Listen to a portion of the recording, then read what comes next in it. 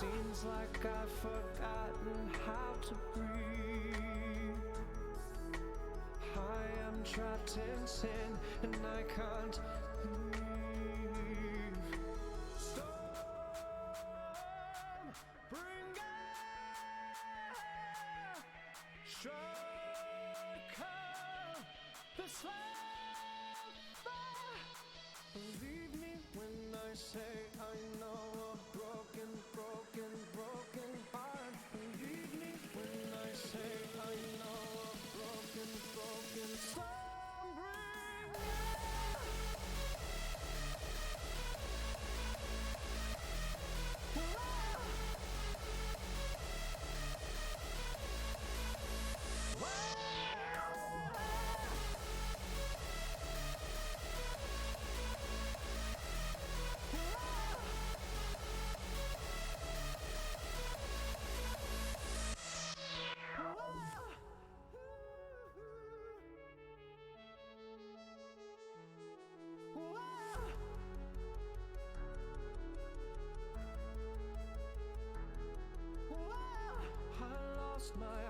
I lost my heart, I am falling out. Seems like I did not know you would leave. Just go now and take it from me. Storm, bring air, strike the slab. Believe me when I say I know a broken heart. Believe me when I say I know a broken song. Bring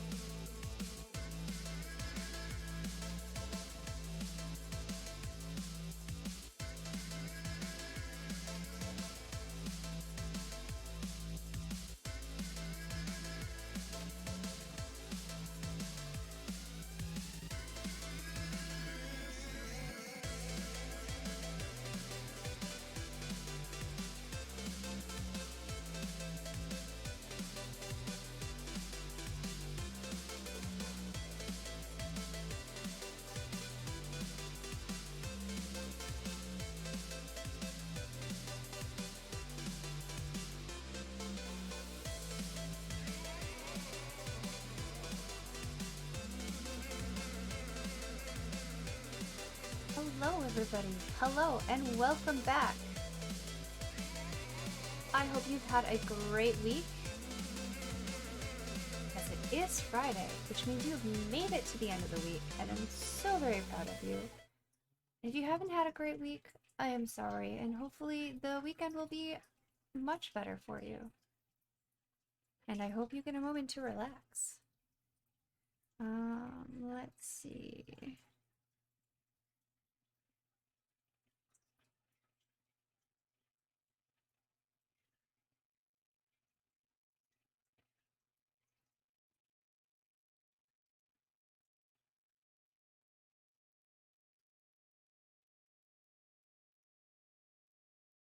Alright.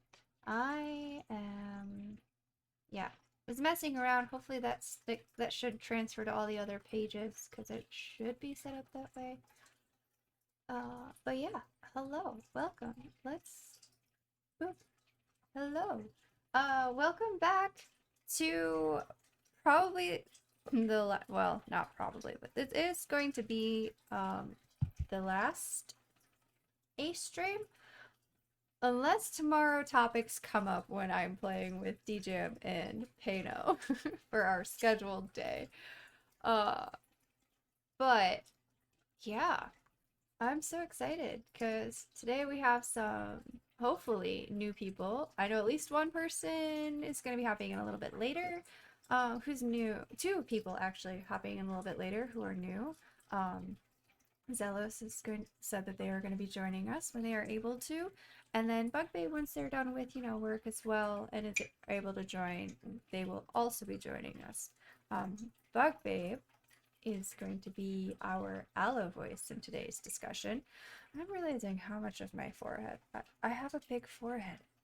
What the heck? Anyway, will be our aloe voice joining us today to help us provide some more context for people who are allosexual, people who are questioning, and also to ask us some questions that they've been taking notes on things we've talked about, to help us better clarify some things, as well as just providing an allo perspective to everything, that for things that we might also be confused about.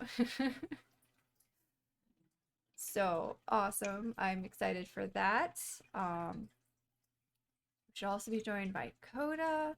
I believe Lori is supposed to be here, who also I believe is going to be leaving early.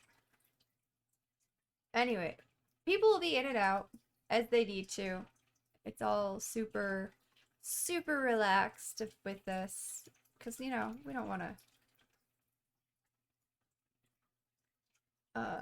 impose too much on people's other schedules as well. So but yeah, I don't think we have any specific topics, but things will come up, I'm sure. Alright, Zana's here in chat with me, at least right now, as we wait for other people. So I'm going to undeafen, and her and I can chit chat. Hi Zana, welcome. Hello. It's Hello, just everybody. you and I for the moment. Oh. I know Bug is gonna be late. Zelos is gonna be a little bit later. I don't know about Lori, and Coda might be. Yeah, I think Coda said they're gonna be a little bit later too. So it might just be you and me for now. Hello, Niall. Welcome, and welcome, Phoenix, and Zana in chat as well. Zana, you're everywhere. Everywhere I am watching. Mm-hmm. Uh, Don't make me use my sword chat. yes. Oh gosh. But yes. I'm not gonna switch to the podcast stream just yet because I'm gonna have to move everything Oh, as people come. as Yeah. people come in. We'll do that when more people join us, I think. Or maybe I will, just because I spent 3 hours on that frame. I didn't set up the stream. Oh no. Pro streamer here. I need crap. Hold on. I need to do this. There we go. And it's just you. I'm not going to cover you. Sorry, you don't get to hide. I have to play with all the words too. I didn't know if like we were gonna be the same color in the backgrounds or anything. And I couldn't find some of them because they were black against black. So here we are. There's Zana's. And then I'll just boop and boop and boop until people join. Look at that. Look at that. I got this. Go strap to. So, you and I sort of already talked about this a little bit earlier today, but since it's just you and me, I kind of want to bring it up in this discussion because I think it might actually be kind of beneficial. Uh-huh. So, we were talking about asexuality and disability, right, on Wednesday? Yes, yes, yes, And then you went today and retweeted a tweet that also included a video from a disabled person who I actually see a lot of posts about and interact with sometimes, talking about glasses. Oh, yeah. And how having to wear glasses means you're disabled and your glasses are a disability aid. And oh boy, because I know a lot of our conversation on Wednesday was like, well, I'm not, disabled. I can't speak from this kind of experience. And oh boy, does that bring in a whole bunch of other. I forget It's that quite the revelation. well, and it's because and we talked about this because it's such an easily accessible thing having glasses and stuff. It is easy to forget that it is a disability. Right. Without the glasses, we wouldn't be able to probably drive Mm-hmm. or go out of No, the I definitely wouldn't be able to drive. house. I would not be able to drive. Like, I can see enough to avoid accidents if I have to, like, quickly, like, wipe off my glasses because, like, there's a smear or something that's distracting me. Kind of like now, the light is kind of catching something on my glasses and it's distracting, so I might have to take care of that. But, like, if I have to quickly just take them off and clean them really quick, I'm okay. But I wouldn't do it unless it was an emergency. Right. Because, yeah. While I can see big shapes and stuff and see, like, the yellow lines just because it's a different color, it is very blurred. And, like, I didn't think about it either because, like, at work, even if I have to go into a freezer or a cooler for any length of time and come back out into normal air, I can't see a thing. Foggy glasses. So, yeah, no, the fact that because it's such an accepted disability and it is so easily accessible to get glasses and it's now even trendy and fashionable to have glasses, it's so easy to forget. And I But wish other disability aids were thought that way. It's here to help. absolutely.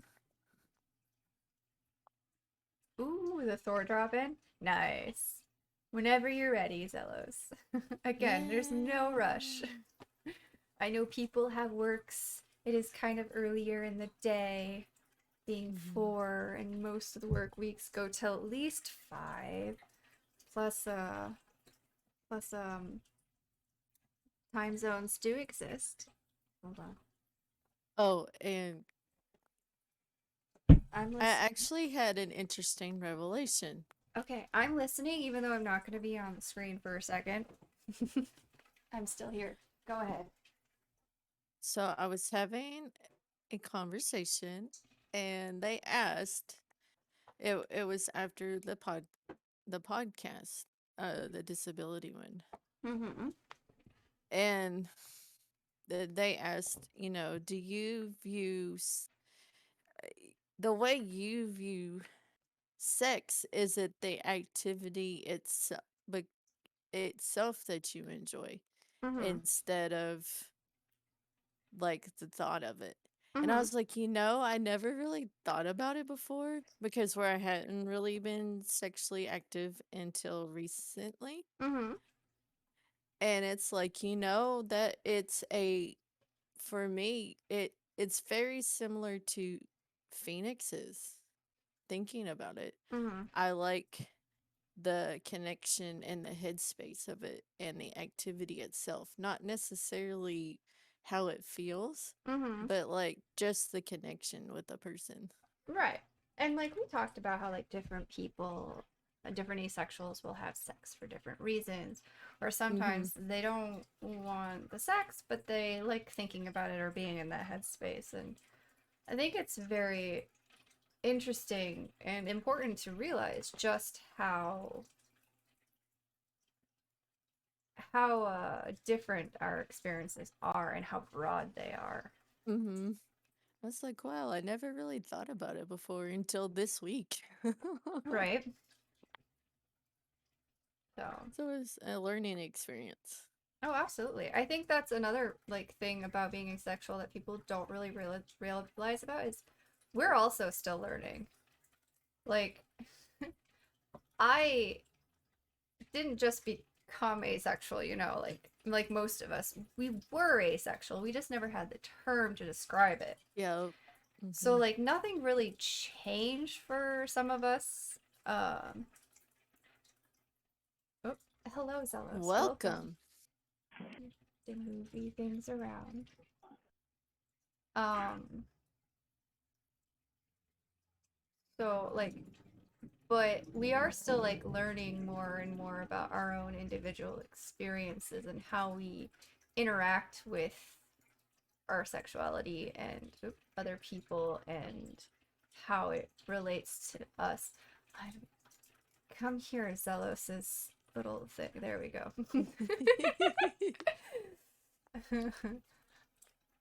Trying to move things around is interesting because everything's overlapped and everything wants to move on its own.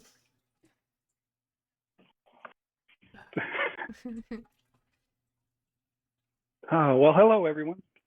Cool. Hopefully, Mike and everything is working.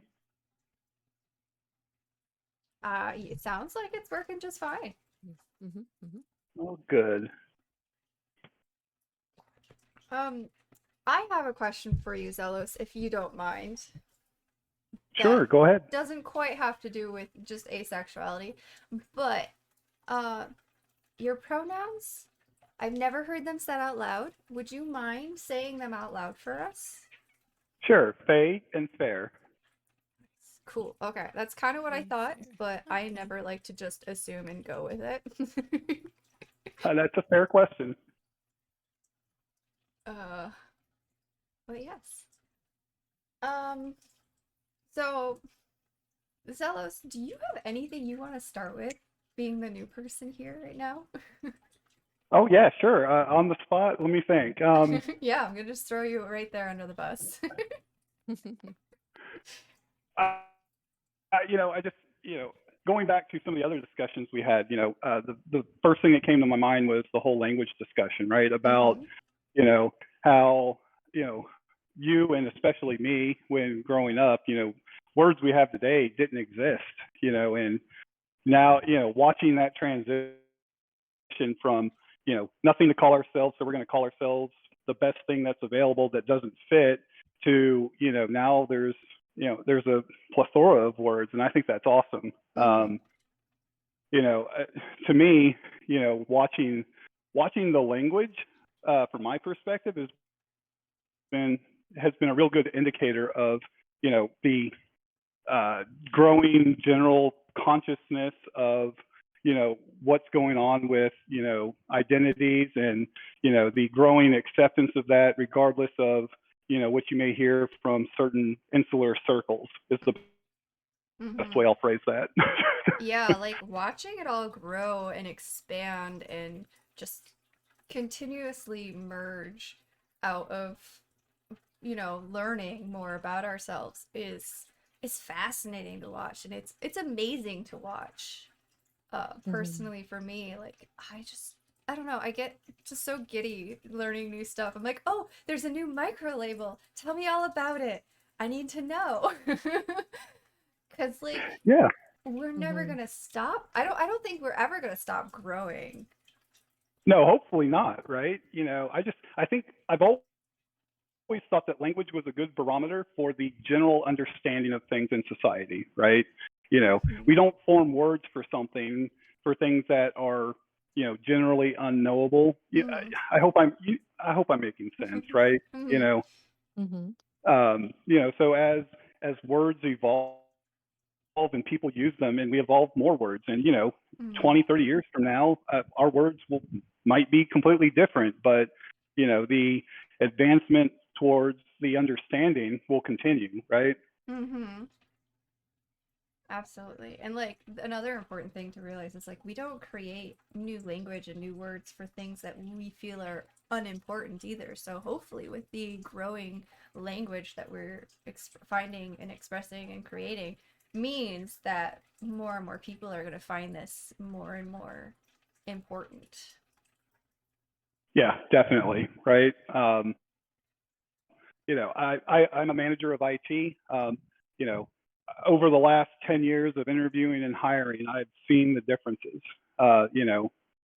People, when they're filling out the job applications, our job application is still pretty corporate. It's Mhm. male, female, prefer not to say, right? Right. Um, and then we have those people who scratch on the form and say non-binary, all kinds of stuff, and I love to see it, right? Mhm. Um, Mhm. Mhm.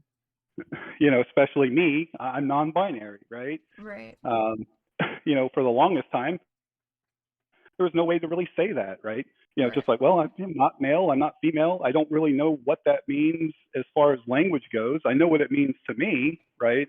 Um, the non-binary word for me was just as important as the discovering pronouns that I felt comfortable using. So language matters. Every time I hear someone say, "Oh, well, the words don't matter. It's the thought that counts." No, the words matter. Mhm. Yeah, and especially now as things are emerging and growing and trying to establish themselves, I feel like the words are more important. But as we continue to grow and emerge and like make it more normalized, that hopefully it won't be as important because it'll just be an accepted fact that some people are, different and they are non-binary and they are asexual, and it just won't be as important for everybody to have to use the labels to describe themselves. I got you. So you're talking about like the shock value of the word. It won't there won't Mhm. be any. It's like, yeah, I'm non-binary, and yeah, we're gonna go out to Taco Bell. What do you want, right? Right. Right. Yeah. Like Whereas now, yeah, sorry. no, no, it's fine. Or like, you meet somebody like, hi, I'm Corey, she, her, blah, and that becomes the normal thing.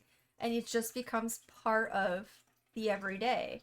And then that's it. It's like glasses. Yeah, just like glasses, where you don't, they're there and you're like, yes, they are. They're kind of trendy. I mean, pronouns Yep. are trendy. uh, so, Maybe that's what we need. We need a good publicity campaign for some of our stuff, right? yeah. Oh my gosh. Then you can turn the tables. It's like all the cool kids are X. Right. Oh my Mhm. gosh. I think at this point, though, that's going to cause a little bit more harm than Oh, good. I agree. I agree. Sorry, I was being tongue No, in Yep. cheek.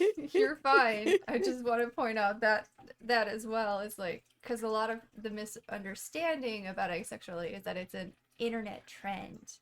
It was Yeah, yeah, for sure. invented by the internet. So Well, I'm here nowadays, to tell you that that's definitely not true. mm-mm. I was asexual before the internet took off, so Right. You and Same. I and Zana and some of the older aces, we were ace before it was cool, you know, so to speak. oh man. Sorry, that's just running through scenarios in my head that are just making me laugh. Right. Uh, Yes, Pano, there was a world before the internet. It's quite the revelation, like the glasses. Oh right. yeah, exactly, right? Uh, My nieces and oops. nephews I are the same forget. way. Sorry, Oh, chat. I went to go type something in the text chat of the Discord and I forgot if I change it. It changes on stream. oh, whoops. It's alright. There's nothing in that, that Pro streamer. Discord chat. I know. I have it pulled up on my phone to remind myself to not do that, and I still will do it. I just assumed you knew what you were doing, so I didn't Never say assume anything. I know what I'm doing. The pop out. Okay, but listen, Pano, I've had issues with the pop out actually getting captured. Alright, you know what? Dude, how about I do that and then we do exactly that. Let's play for a second. Y'all can keep talking. I'm just gonna. I mean, this is riveting. I mean, this is the best stream ever. Oh, Yep. good. That one. Yes? No. That one. There it is. Okay. And there we are. A And better Corey. what? I don't. Don't Pano. don't be like that, Pano. Of course the pop out is tiny, so now I'm like, alright, how do we too big? Now I have to play with resizing things. Oh yeah, Pano. this is the magic. Yeah, this is how it works. This is how you pro stream, right? Yeah, that's what I think. Just do the things on stream and it's fine. They'll figure themselves It's a out. tutorial. Tutorial. Exactly. I'm helping future streamers like Pano learn how to do the things. Okay. There we go. Just don't want to cover up the flags with my camera. And voila. Perfect. Pro stream is getting paid to do the mundane. You know, you might be onto something there.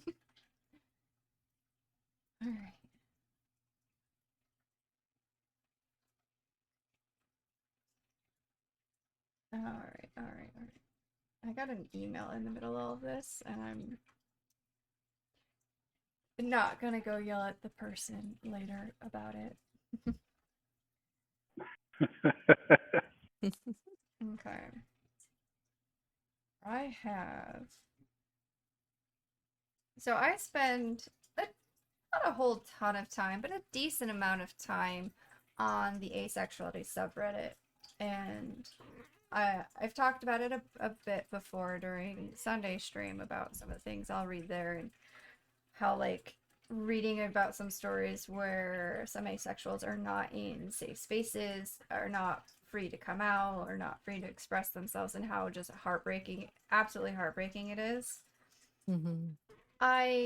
There was a post there at one time where the OP, the original poster, was talking about how asexuals in the community feel about identifying as part of the LGBTQIA+ community, seeing as we're not always accepted there, and we're kind of fighting for that at the moment in some circles.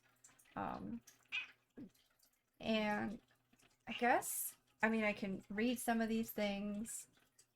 I took a couple screenshots of, like, the things I thought described really well the feelings of some of the community, but you guys first have anything you want to share about on that kind of idea or topic? So I'll step on the landmine first. So the first question that pops into my head as someone who generally could give two sticks less than what other people think. Mhm. And it took me a long way to get there. Right. But, you know, I'm trying to figure out in my mind, what about the community do we feel that we need to be a part of? What about that community lets us stand better than we can stand on our own? I'm trying to phrase it in a way that makes sense, Mhm. but hopefully the thought's coming through, right? Right. I just have this perception that we should be able to stand on our own before we try to figure out why we're not a part of another group. You know what I'm saying? Mhm. I think And that might be a too simplistic view, but no, and it's totally valid because those are your thoughts on this matter, and of course, like with us older ones growing up in a different era, I can see exactly how that thought process comes about. But I feel like, especially for like the younger community members, having the larger sense of community available and available to them is kind of what happens or is kind of important, especially as they are now identifying not just as asexual, but asexual and, for say, non-binary, or asexual and gender fluid, or asexual and pan-romantic. Like we're trying to we do also fit in these other spaces, and if they're only accepting part of us. gotcha. I see what you're talking about now. I missed that part of it. Nope, you're So, I mean, and you're right. My personal experience does come into this because, when I was growing up, there was no community, right? Mhm. Where I lived, I was it. I Right. was the community, right? So from my experience, I like the community. From my, interactions with it, I just, because I never grew up with one, I never felt the need to be in one. But Mhm. I can definitely see the point that you're driving. So Mm-hmm. Right. And like even for quote unquote straight cis passing aces, that sense of community is still important, especially since asexual people out in the wild or out in your everyday life are very you rarely come across them. And for a sexuality that does make up like 1% of the population, it's a large number, but it's also a really small number comparatively. So it is kind of hard to find in your day-to-day life the community support that you might need to help validate you and make you feel validated and accepted. So I can certainly see why this is an issue for people. Like, I enjoy the sense of community. The fact that I have been able to find fellow aces online, and there is an online presence and an online community, that makes me feel very accepted and validated, and makes me feel um more safe about discussing things like, I don't know what my romanticism is. How do you go about finding that? And finding people I can mhm. talk to about that. This kind of stuff. Yeah, I can definitely agree with that. I'm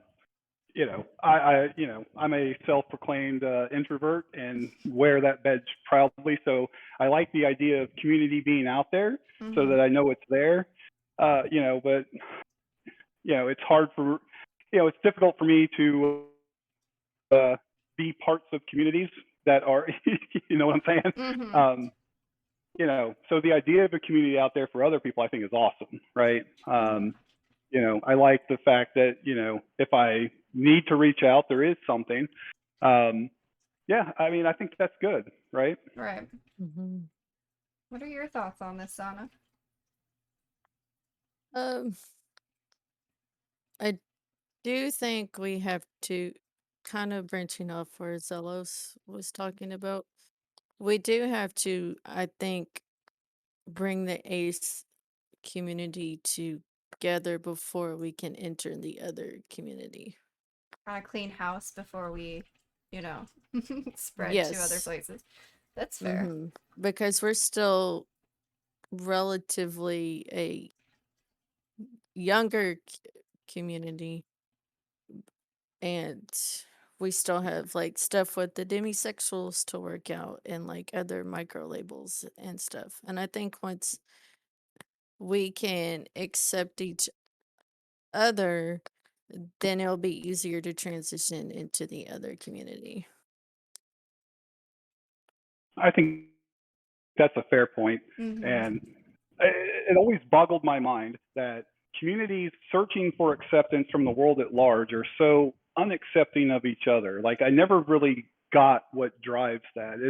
It's been a curiosity of mine for a while watching things unfold. Mhm. Yeah, yeah.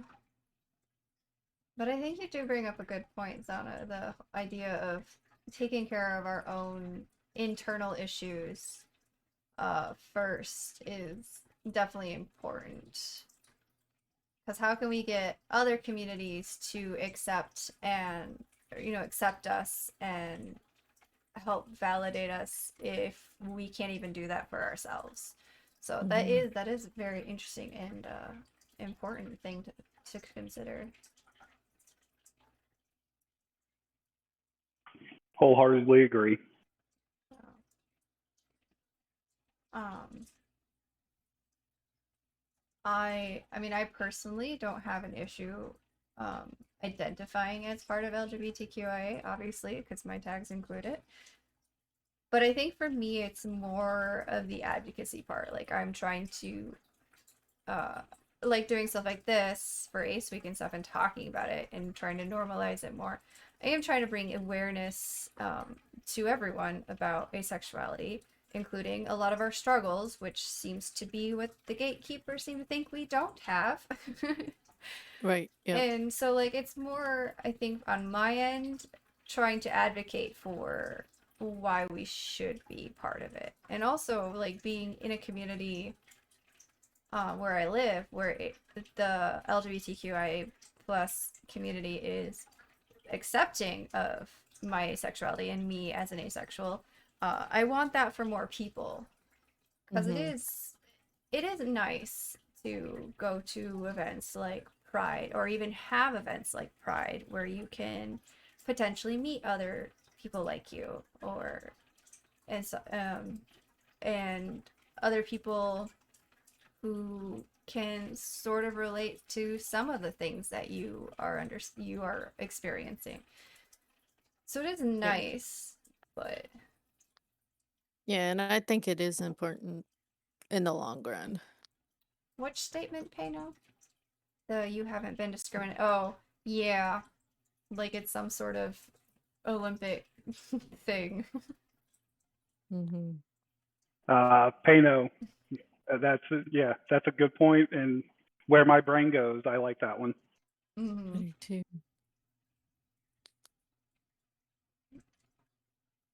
Now that I have a pop out, this is much nicer.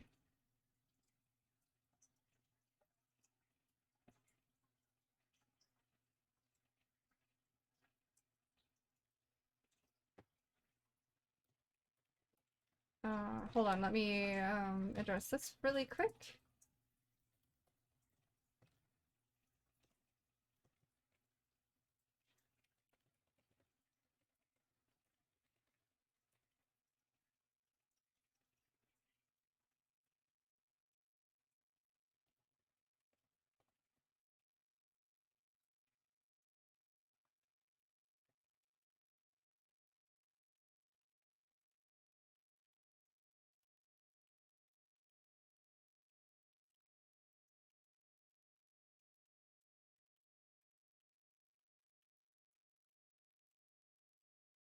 Okay. Sorry, that was a DM from Coda. They will not be able to join us today. Oh, sad face. Yeah, well, they had a concert this week, and Oh, well, happy face. right, so they're still at a spot where things are really loud, and it's just not going to work out, and it's totally fair. So, but so that's what that was for. So can I ask a more quirky / lighthearted question? Absolutely. Just because I'm curious. So I see that my identity goes basically gender, sexuality, romantic, right? But I see that the other ones go different ways. Is Oh, there like an accepted way that should be? I mean, I do mine because it spells nap. So, and I nice. and I like sleeping. No, I like that. I like that. Personally, I didn't even think about that. I didn't realize that I was doing it in different ways. I Well, no, I mean you put mine up like I told it to you. So, right. I don't know if I sorry. even did that for how everybody else did it in their intros. I wonder if that's just the way my brain was like, okay, write this out as it's written. I don't know. Um, No, I didn't do Coda's way, but mostly because theirs is like, I think I'm trans, maybe non-binary. I don't really know right now. I'm asexual, and I think I'm aromantic. Which, of course, all of that is valid. Yeah, it is. There's nothing wrong with that at all. So I think there specifically goes asexual, aromantic, trans, non-binary, questioning everything kind of thing. uh Zana's is in order of the way they put it. Phoenix's, I don't think is actually. I think Phoenix is exactly like Zana's. Let me see here. Yep, exactly like Zana's. Because they have the same identity tags. Tags? Sure, we'll call them tags. um, so yeah, I guess it was mostly how it was typed in their intros. So there you go. Fine. That is a good question though. Like, is there an order to that? Do people have a preference even on how that is? I don't think I can speak on this because I'm asexual, and then who knows about the rest. But At me asking the tough questions, right? right, it's interesting. Very For, interesting. for me, I always put gender fluid last. I don't know consciously why, but I'll do panromantic and demisexual interchangeably on the order. Okay.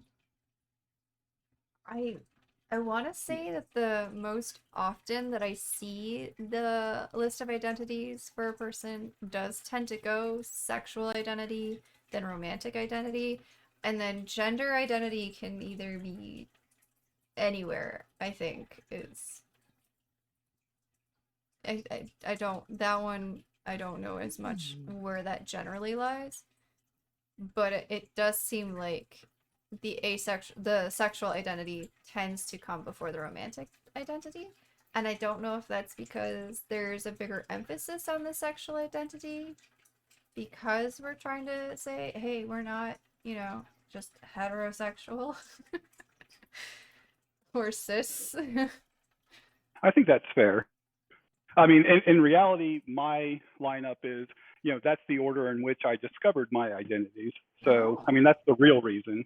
I was just, right. you got to be quirky and ask questions. Well, yeah, and like I That's a good appreciate it question. because, like I said, I didn't even really notice that I even did it differently for everybody or even followed a pattern at all. So, interesting, interesting. And I kind of like how Bugbabe's like almost like there's a taxonomical hierarchy there, which is interesting also. Sure. And And the sexuality following or before the romantic does make some logical sense. it's almost like we're putting an emphasis on that because society also emphasizes that.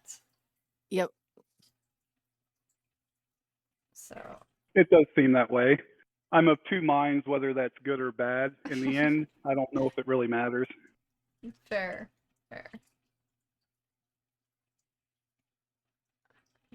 All right. Let's see.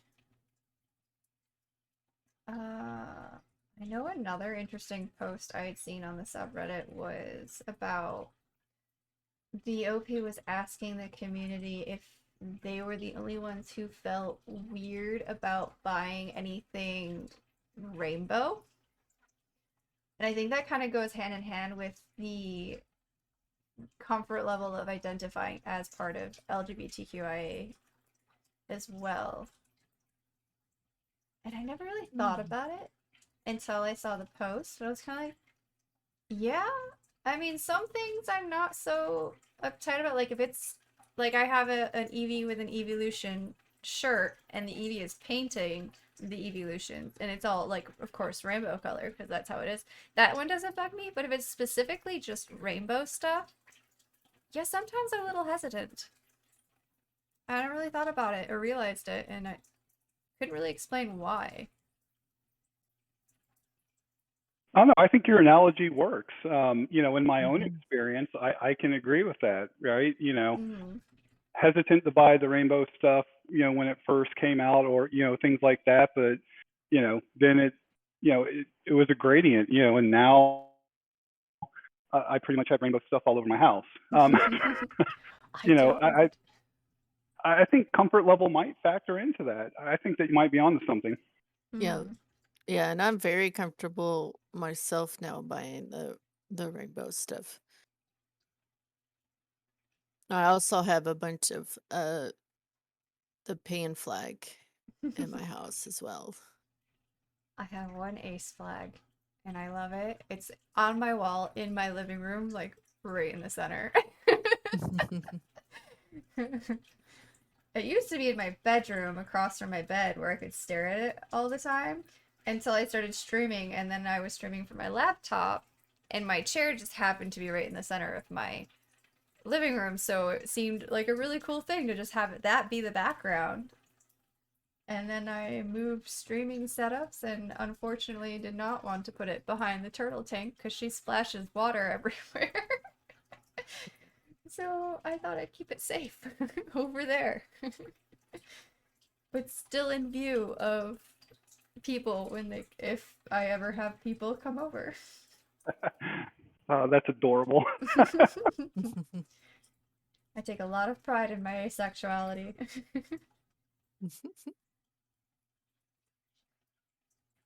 And I don't know, I find it a little, not really weird, but again, language being as it is, I find it, I guess, interesting that when I discovered asexuality and realized that that described me perfectly, all of a sudden that became the emphasis of who I was.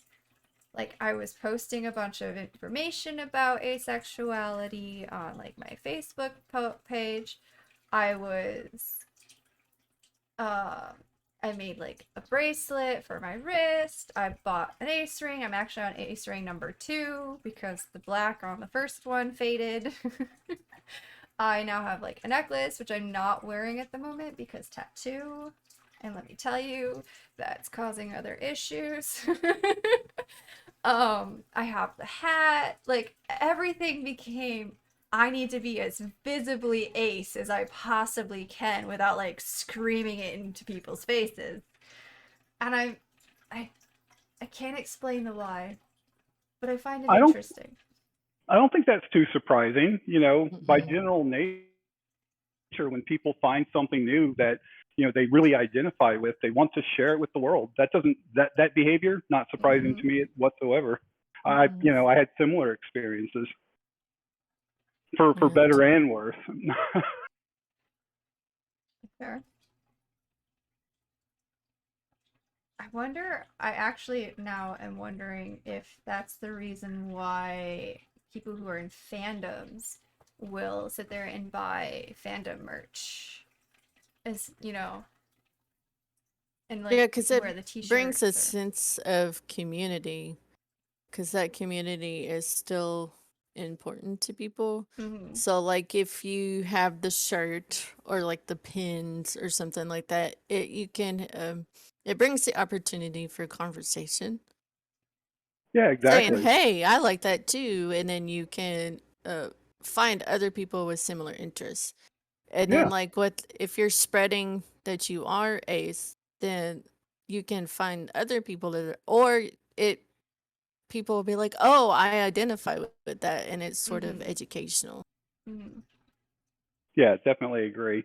I Makes equate sense. it to video games. Let's pick on Genshin Impact. You know, people who like it, clamor about it. Find people who like it, and it's way more enjoyable than playing the thing by yourself. I'll attest Mm-hmm. to that. Yeah. Yeah, and I had a blast just running around the world and chatting about asexuality and disability on Wednesday. Mhm. So much so Yeah. we did that yesterday too with Pano. We did. Mhm. Oh, I'm sorry I missed that one.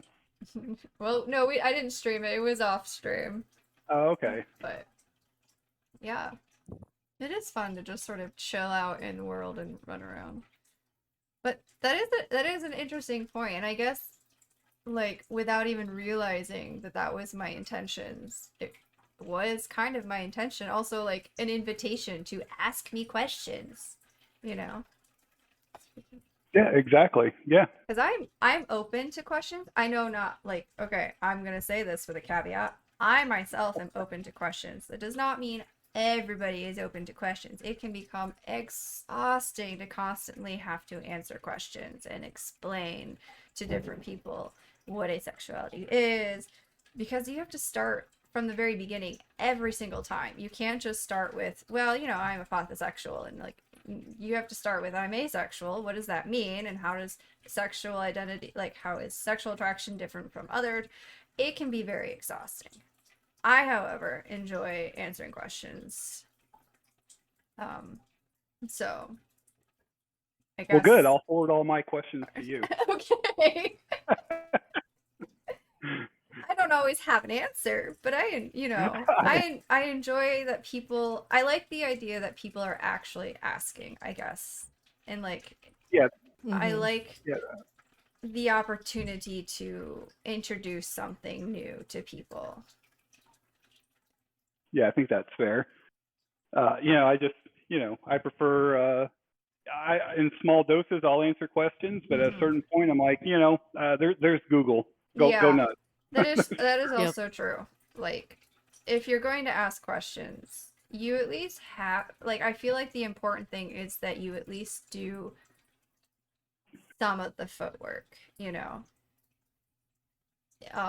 Like okay, so like today one of my coworkers was asking me what I was gonna do after work, and I was like, well, I have, my other job streaming. Uh, and she's like, oh, are you doing anything fun or anything for that? And I was like, well, it's eighth week, so we're talking about asexuality. And she's like, what is that? And this is an older woman too. So like she grew up without any of this stuff. And so I was talking about it and kind of explaining it to her, and she was like, "Oh, okay, yeah, no, I kind of do understand that. Who knows? She could be on the spectrum, but like when it comes up in casual conversation, that's one thing. Like, oh yeah, what is asexuality? Explain that to me. Fine. But if you're being like, so I heard you're asexual, what is that? You've at least heard the term now. Google is free.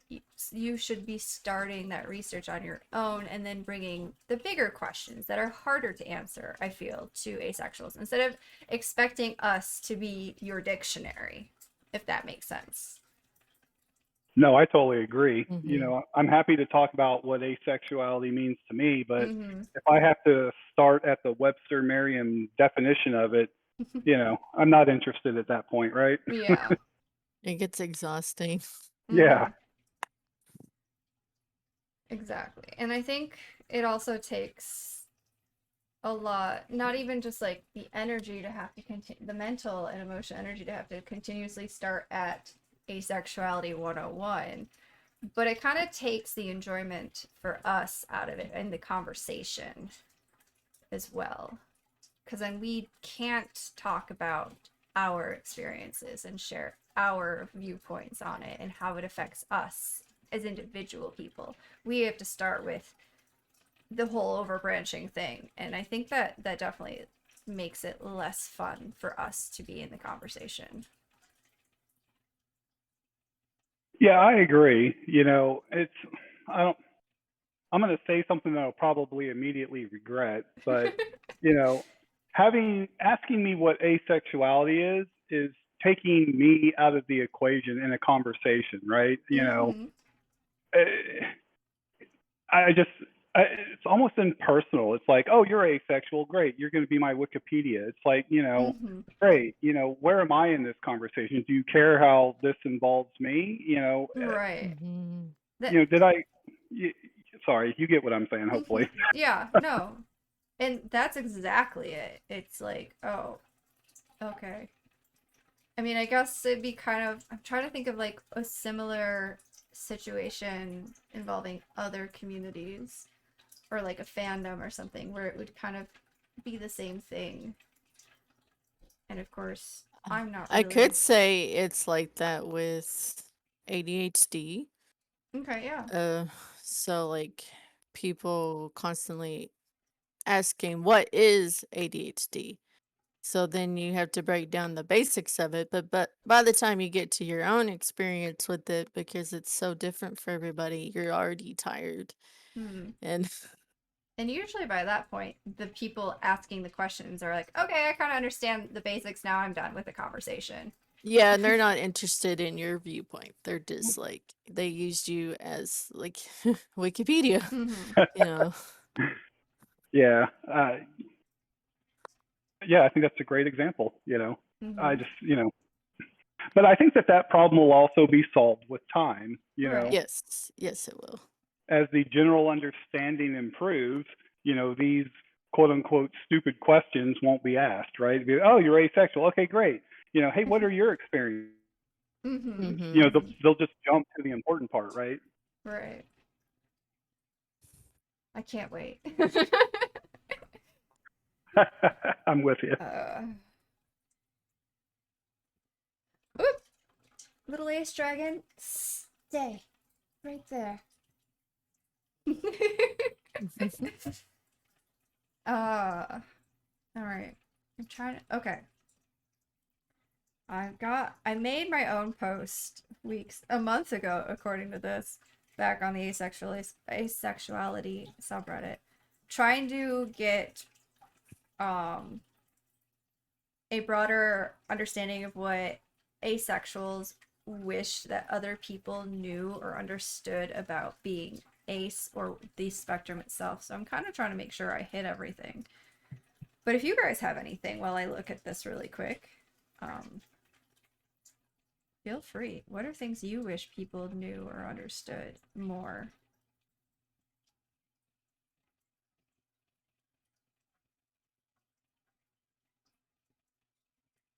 Oh man, that's a difficult question. Oh, I know. It is. I mean, I think we kind of touched on it a little bit, Mm-hmm.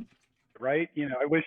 I wish people had the general understanding of what asexual means, so that there could be a meaningful dialogue of what that means for individual people. Because as it's been said multiple times, it is a spectrum, right? We're Right. not all one thing. Um, you know, and getting to the point of being able to get that across in conversation. Either you're exhausted, they're not interested, or the house is burned down. You know what I'm saying? Mm-hmm. Um, Mhm. that's my simple answer. I'm thinking on a better one. And one person responded with um how they would like it more known about how diverse the A spectrum is and the community is, and how diverse our attitudes towards sex are. Um, which I know we touched on a little bit on Sunday. I know we talked about the spectrum and all the different identities. I've got all the like the flags for asexuality there at the top, and this side.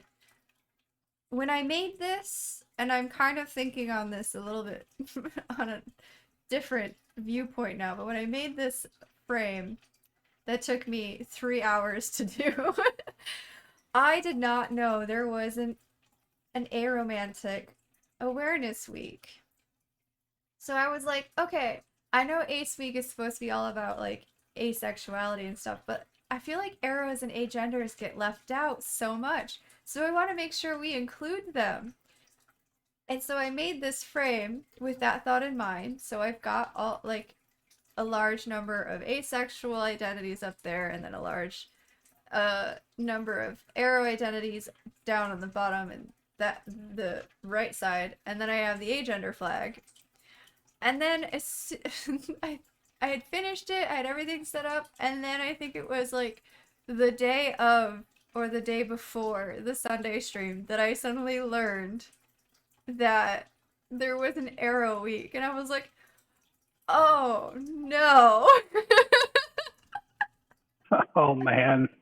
So Oh I geez. had intentions to do the entire A spec and talk about the entire A spec, and then it did not happen that way, for one. And so now it feels weird having all the arrow flags and the agender flags there. I mean, it still looks nice. It does. It does. I mean, I will say that you probably put more thought into what you were showing than most people would. Yeah. So I love to see it, right? But I am excited about learning that there is an arrow week and an agender awareness day. That they do have their own times to talk about things, and I don't have to be like, okay, I want everyone to be included because this is important because we're all in like well, not even equally, but like we're all quote unquote invisible spectrums, and I want us all to be loved. Now it's like, okay, they can take care of that now. Because that also brings me think that's into awesome. an area where I don't have experience. So I was trying to find aces even who did have that experience to share. So yeah. But yay. Okay. Let's see.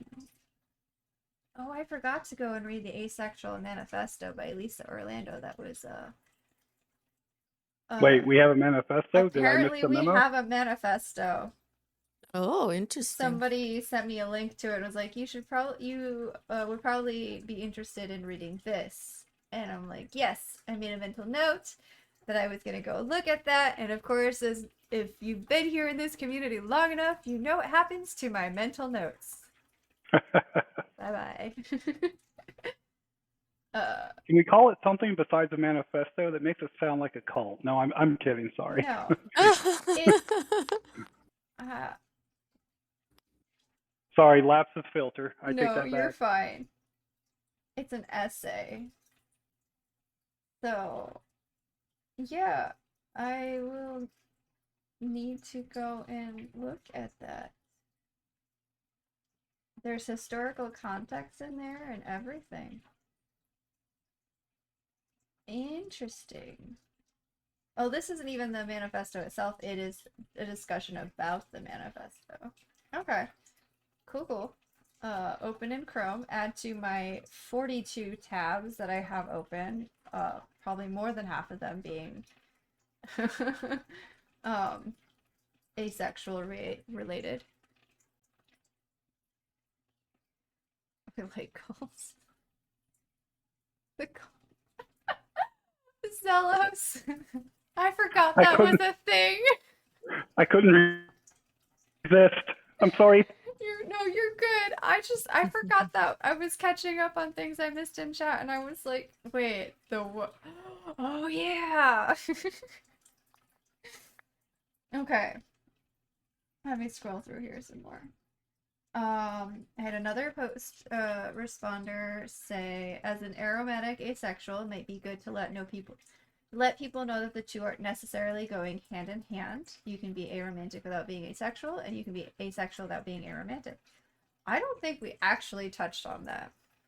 Oh, definitely. I agree with that 100%. Because there is the common misconception that if you don't experience sexual attraction, that because there's the misconception that sexual attraction is the only attraction, that automatically makes you not experience any other attraction to people. And I think Like that's one wrong. And Yeah, also Mhm. very important to recognize that the two are separate, asexual and aromantic. I agree. I think that's a barrier that's only been busted down within the last few years from my perspective. Mhm. Mhm. Mhm. It is, yeah. And like, I mean, as our viewers here in chat can see, we do have two panromantic people who are identify as asexual as well, and then there's me who doesn't even know yet what my romanticism is, but I do Which is know, completely valid. right? But I do know that Yes. I am a romantic. So the idea of romanticism is he. When words fail, add sounds.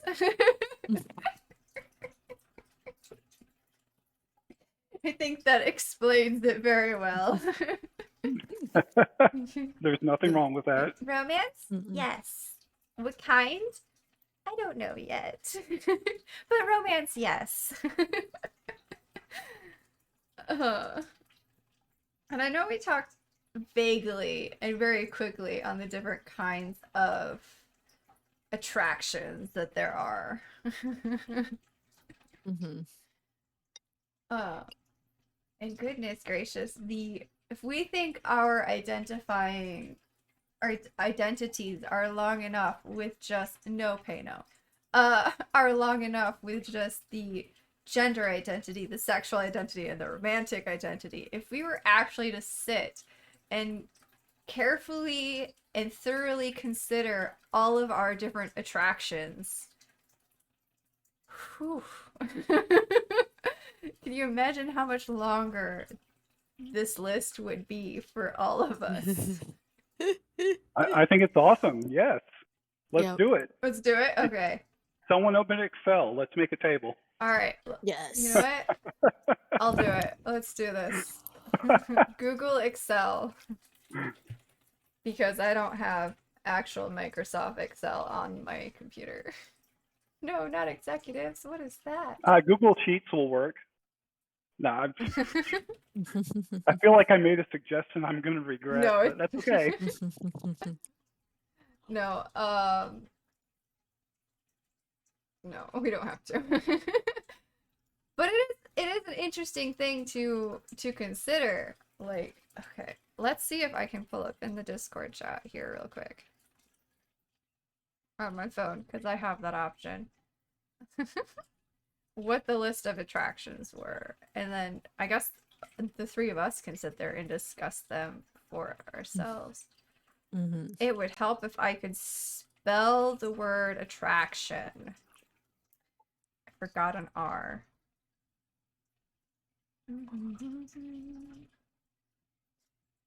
Okay.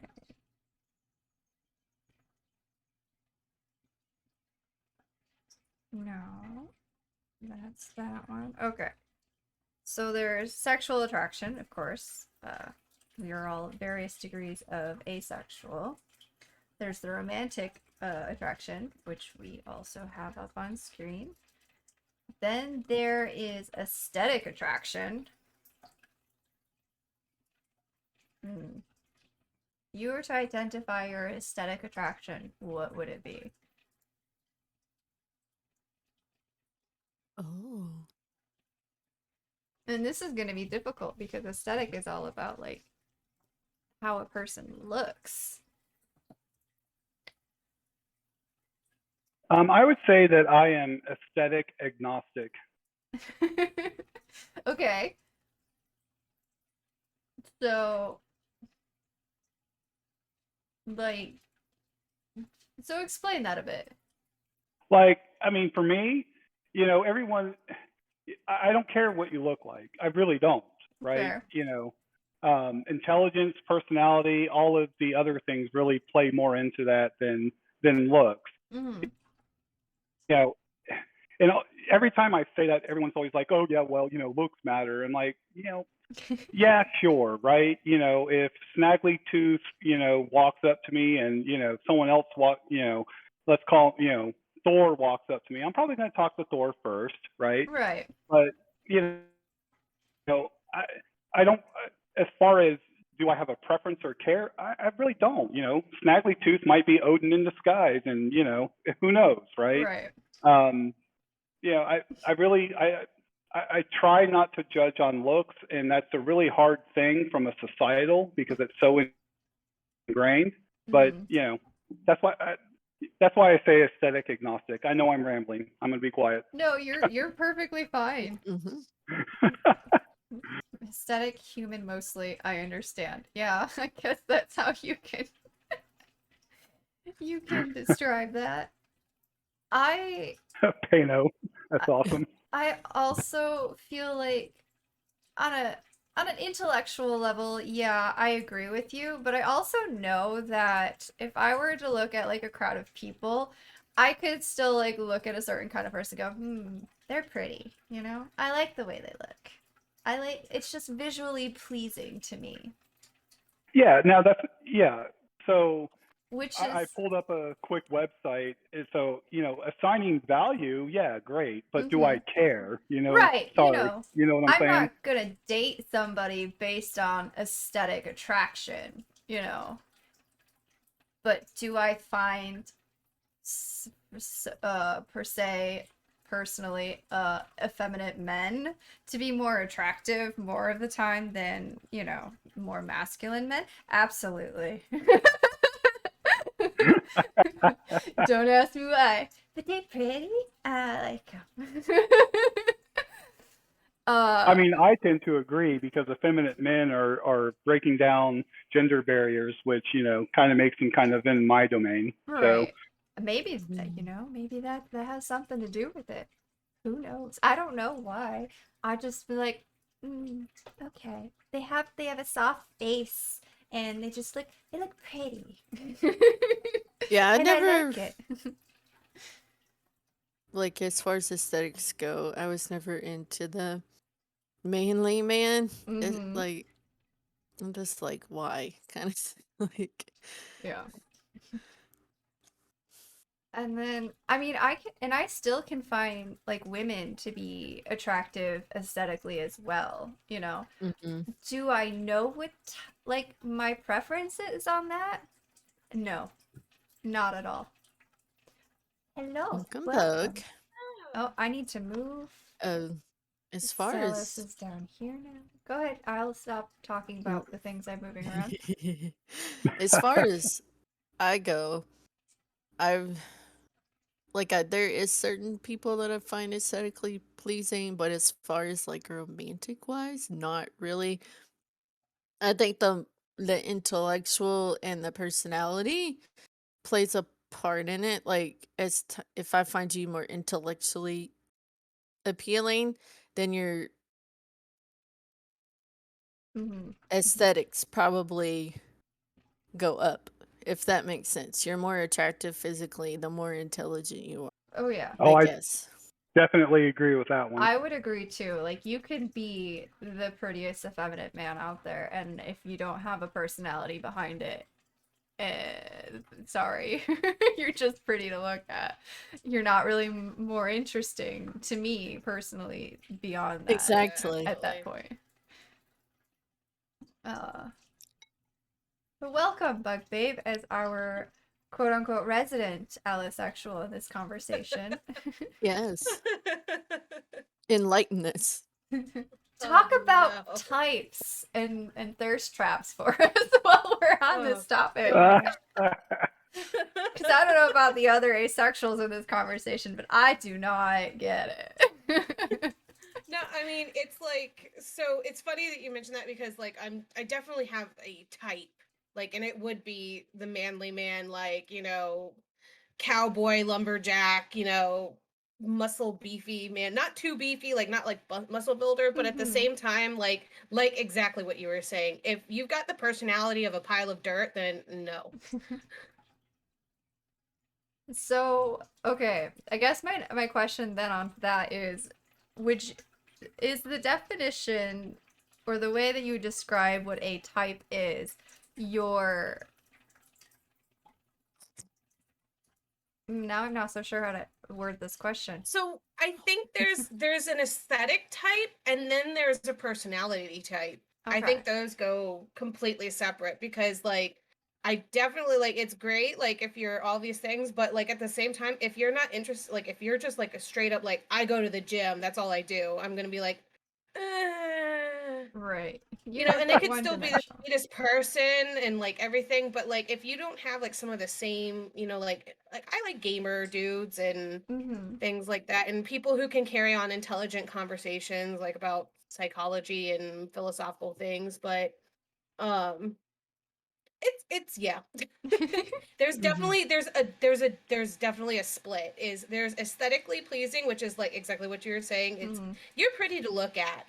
But then there's also that combination of they also have to have the right personality and the right kind of type per se. You know, kind of almost like because I want to say it's kind of like emo. Emo is kind of both a physical, like aesthetic, and also a personality in a Okay. way. Here, here. All right. Mhm. Mhm.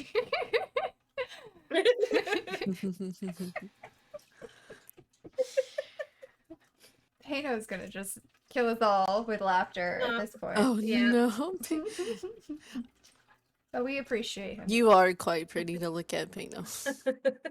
I would say you're slightly biased. I am. I was gonna say, agree to disagree. I'm not.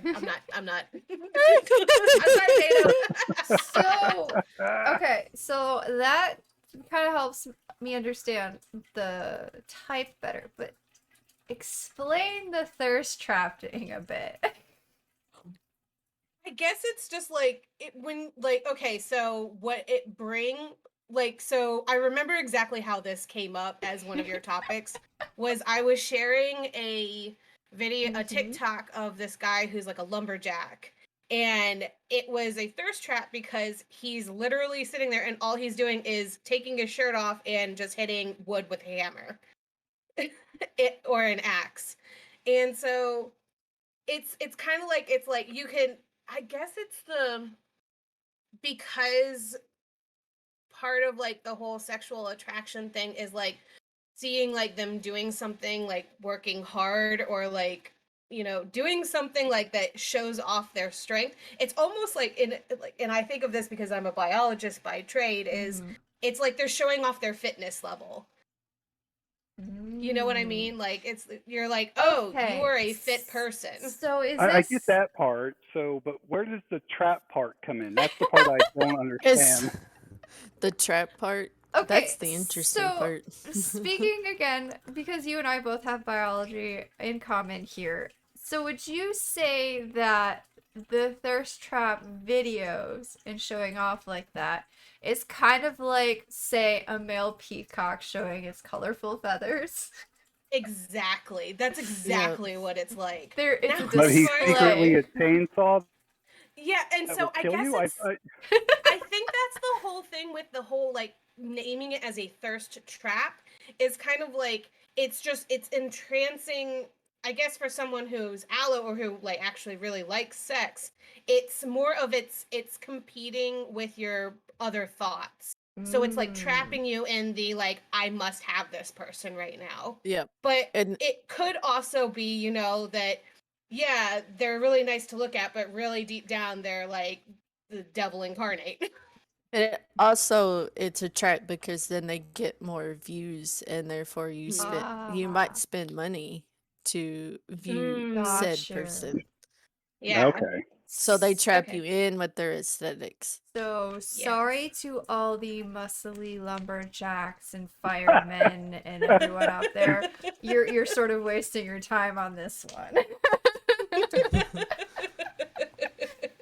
Cause I can see it and I don't know, muscle for me doesn't do anything for me.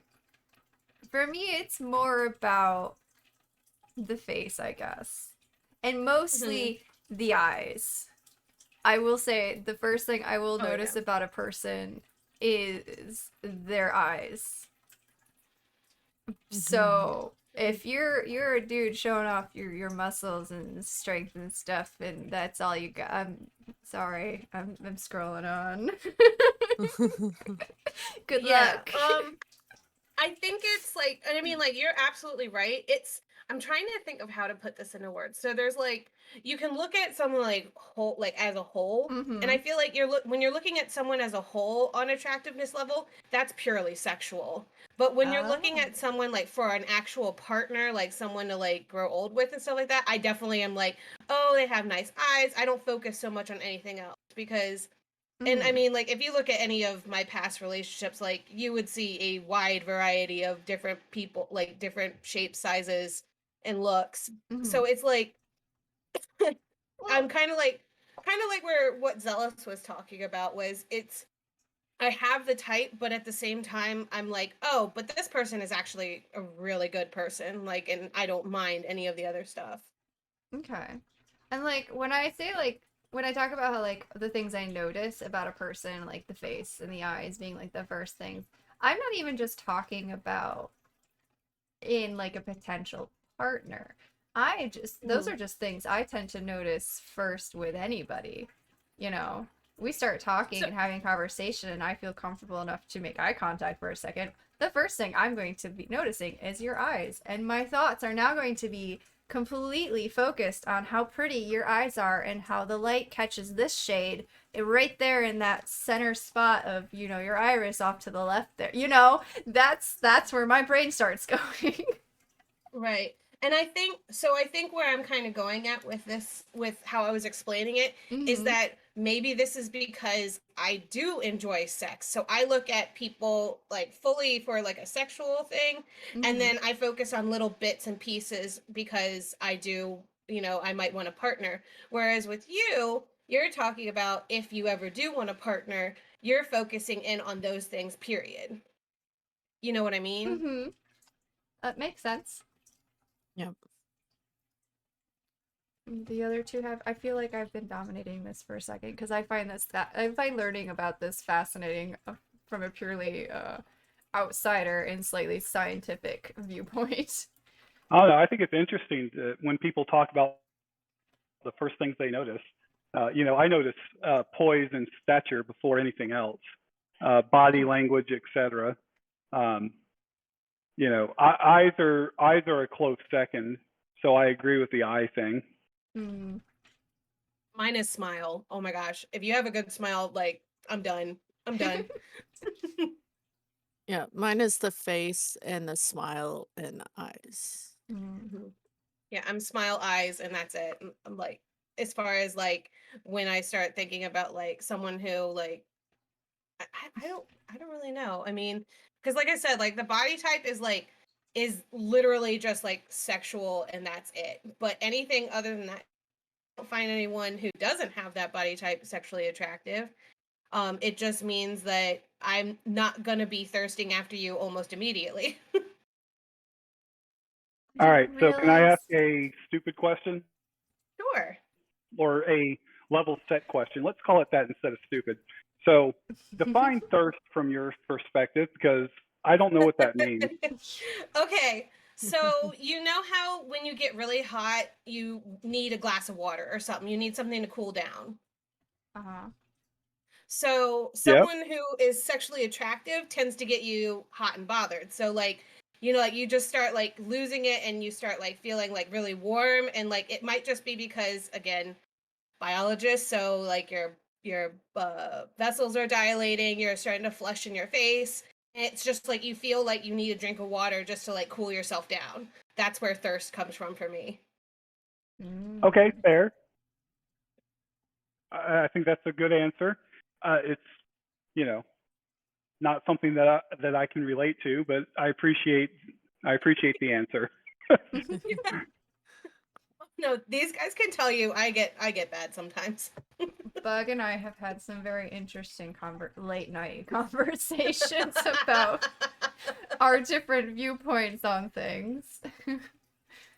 uh, and they've been interesting. And I wish I would have taken notes because I think some of those things would be great to have here. Alright.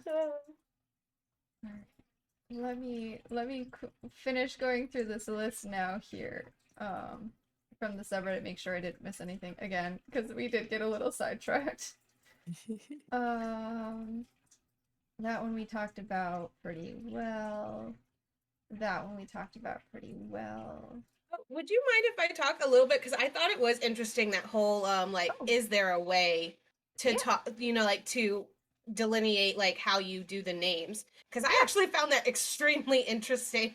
Absolutely, go for it. So I think it's kind of like how, like, because again, like I said, it's kind of taxonomical in a way. So I would view it as like, you wouldn't put your gender identity alongside with your romanticism or like or your sexuality, because they're two separate things. One of them defines you as who you are, so that would be your gender, versus your romanticism and your sexuality don't necessarily define you so much as, like, not yourself, because it's not you per se, it's just who you're attracted to. But I would think Right. that with the sexuality, it would go sexuality and then romanticism, because it's basically like going down like the list. It's like, okay, who are you attracted to? Okay, you're attracted to this kind of person.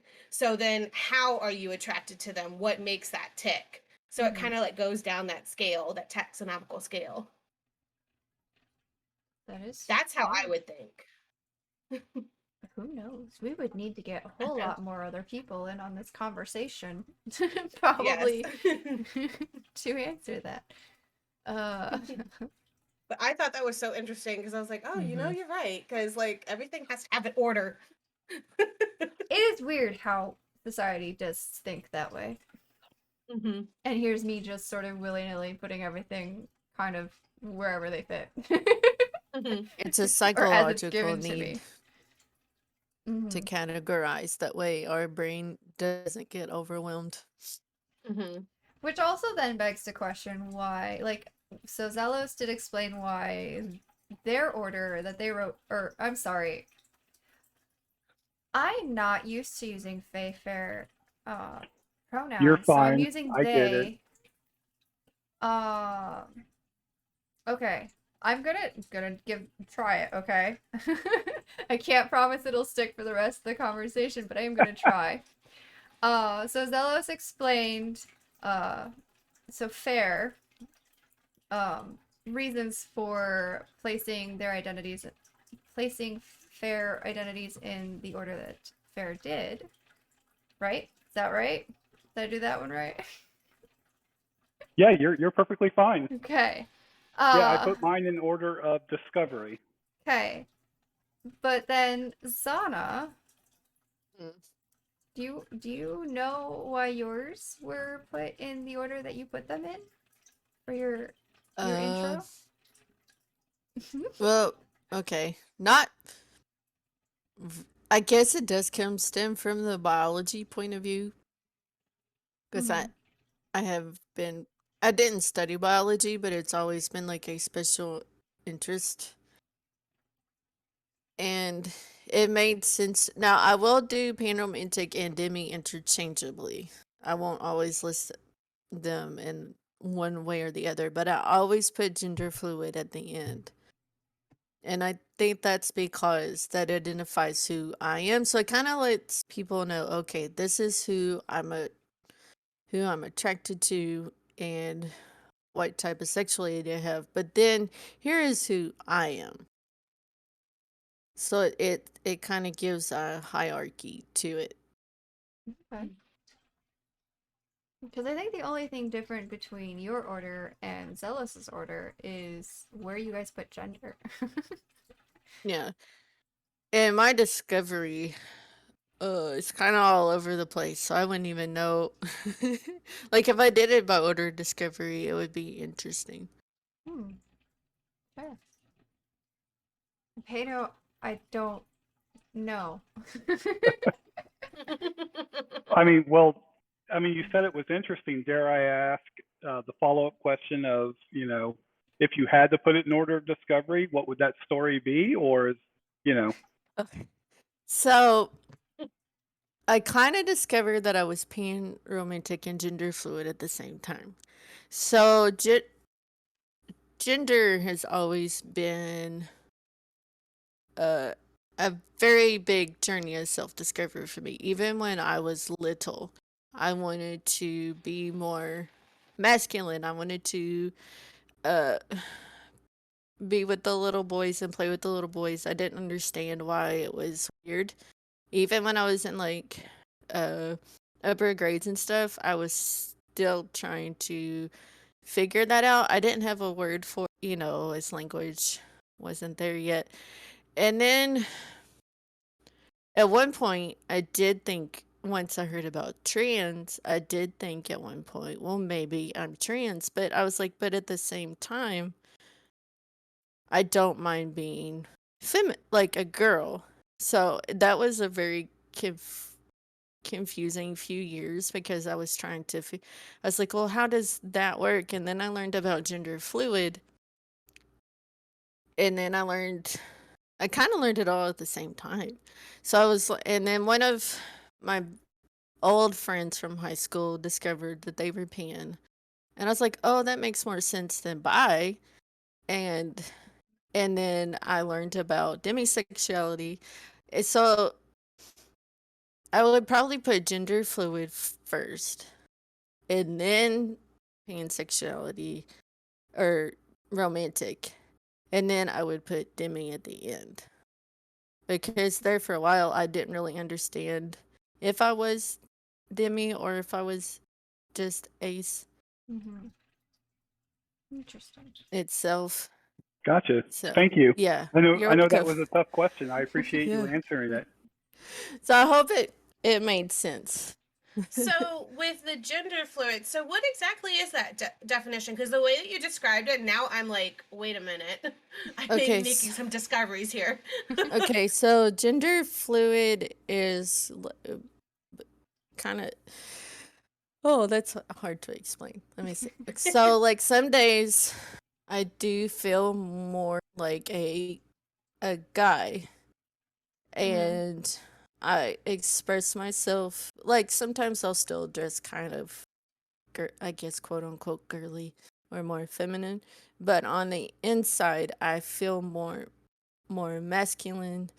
And that's I'll put my hair up because I kind of see myself more feminine when my hair is down. I've even had my hair very short before because I was more masculine for a long period of time. But then there's some days where I just am more feminine and I feel like a girl. Oh no, and it fluctuates. And for probably this is the longest, but it can fluctuate during the day. It can fluctuate for a year at a time. Mm-hmm. And for people, it's for different experiences. Some people may feel more like even androgynous or non-binary for certain periods of time. I've even experienced that before. So it kind of goes on a spectrum. That is Okay. interesting, and it has my brain now working a little bit because there are Right? times that I do feel more comfortable looking more androgynous or non-gender in how I present. I don't know about inside, but like seeing it outwardly, I'm like, yeah, I like this look today. I like looking like you can't tell what gender I Right. am. And even So, feeling uh-huh. but binary, you could like non-binary doesn't have a fashion. So Right. you could still look more feminine or or whatever and still so it's kind of like how you feel on the inside. Am I about to go on a new self-discovery? Right? I mean, so like, so that was one of the things like that I had growing up was that I was the same as you, Zana. I was always considered one of the guys. I didn't have very many girl friends. I had a lot of guy friends, and Mhm. it was always like oh, we're going on, a guy's trip. So, Bug, you're coming with us. And I'm like, but I'm not a guy. And they're like, yeah, but you hang out with us and you do the things that we do. Right. Yeah, that's But how it was with me. and so it's always been like that. But at the same time, like internally, like I don't see myself as a man or anything like that. But I know I do have a lot of interests that are similar, I guess, as far as like outside, not sexually or anything, but like everything, like fishing. And that was always one of the things that my dad would always say was, well, I may not have had a son, but I had bugs, so that's close enough. Yeah, and like Right. me Yeah. growing up, I was also a quote unquote tomboy. You know, I liked climbing the trees, I liked getting dirty, I liked, for a while, I liked picking up spiders and other insects and playing with, you know. Yeah, I was gonna say, I mean, I like bugs and But and lizards, I so wouldn't say internally that I felt like a boy, you know. I still felt like a girl. I just enjoyed doing, and that's kind of where it gets confusing too, because especially for our generation, things were genderized, like the things you do, the hard. way you dress. Those were all very strictly genderized. And now, Yeah. now that they're not, we're kind of left wondering, you know, were we kind of unknowingly closet this or the other, you know, something else, and we just never knew. But I feel like the important part about the gender fluid or identifying as non-binary or being trans even is an internal feeling It is. more than an outward expression. Yes. Yeah, exactly. And it's kind of like, so on that point that you were talking about, Corey, is I always thought it was interesting because I learned this like through religion of all things, but to give something a name gives it power. And it's kind of like exactly what you've been talking about, is like once you knew that asexuality had a name for it, it's like it all of a sudden gave you all of this power because you're like, oh my gosh, I could put a name to it. I just think that's so cool and so mind-blowing that once you like have that actual name, it's like, whoa, wait a minute, is this me? Like, did I finally figure it out? You know, I never thought about it. It's granting us power over, you know, like our identity, but that does kind of explain it pretty well. Like it does give you a sense of knowing a term to describe your experience. It does kind of give you a sort of power, a feeling of power. Yeah, I totally agree with that. Okay, I was gonna say, unless the other two say I'm crazy and completely missing the mark here. I get. Yeah, that makes sense.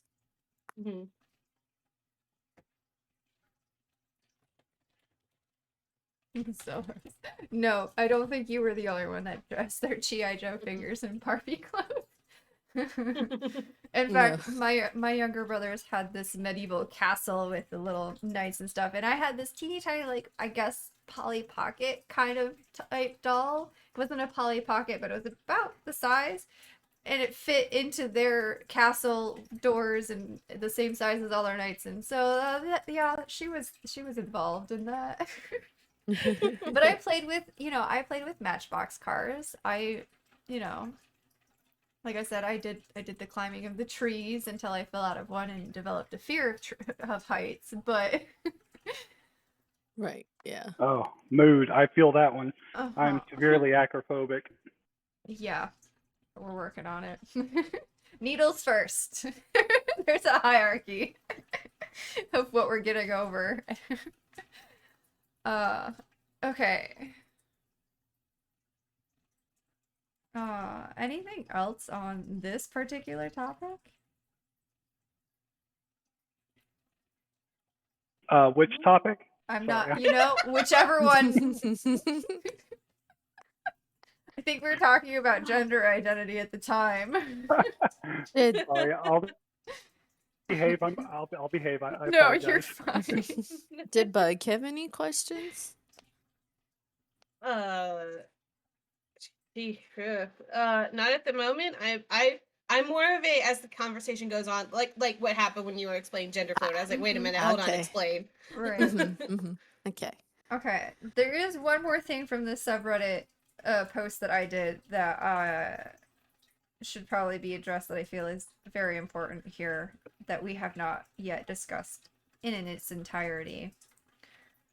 Um, so the poster said, "You don't need to understand or be able to imagine how we think or feel.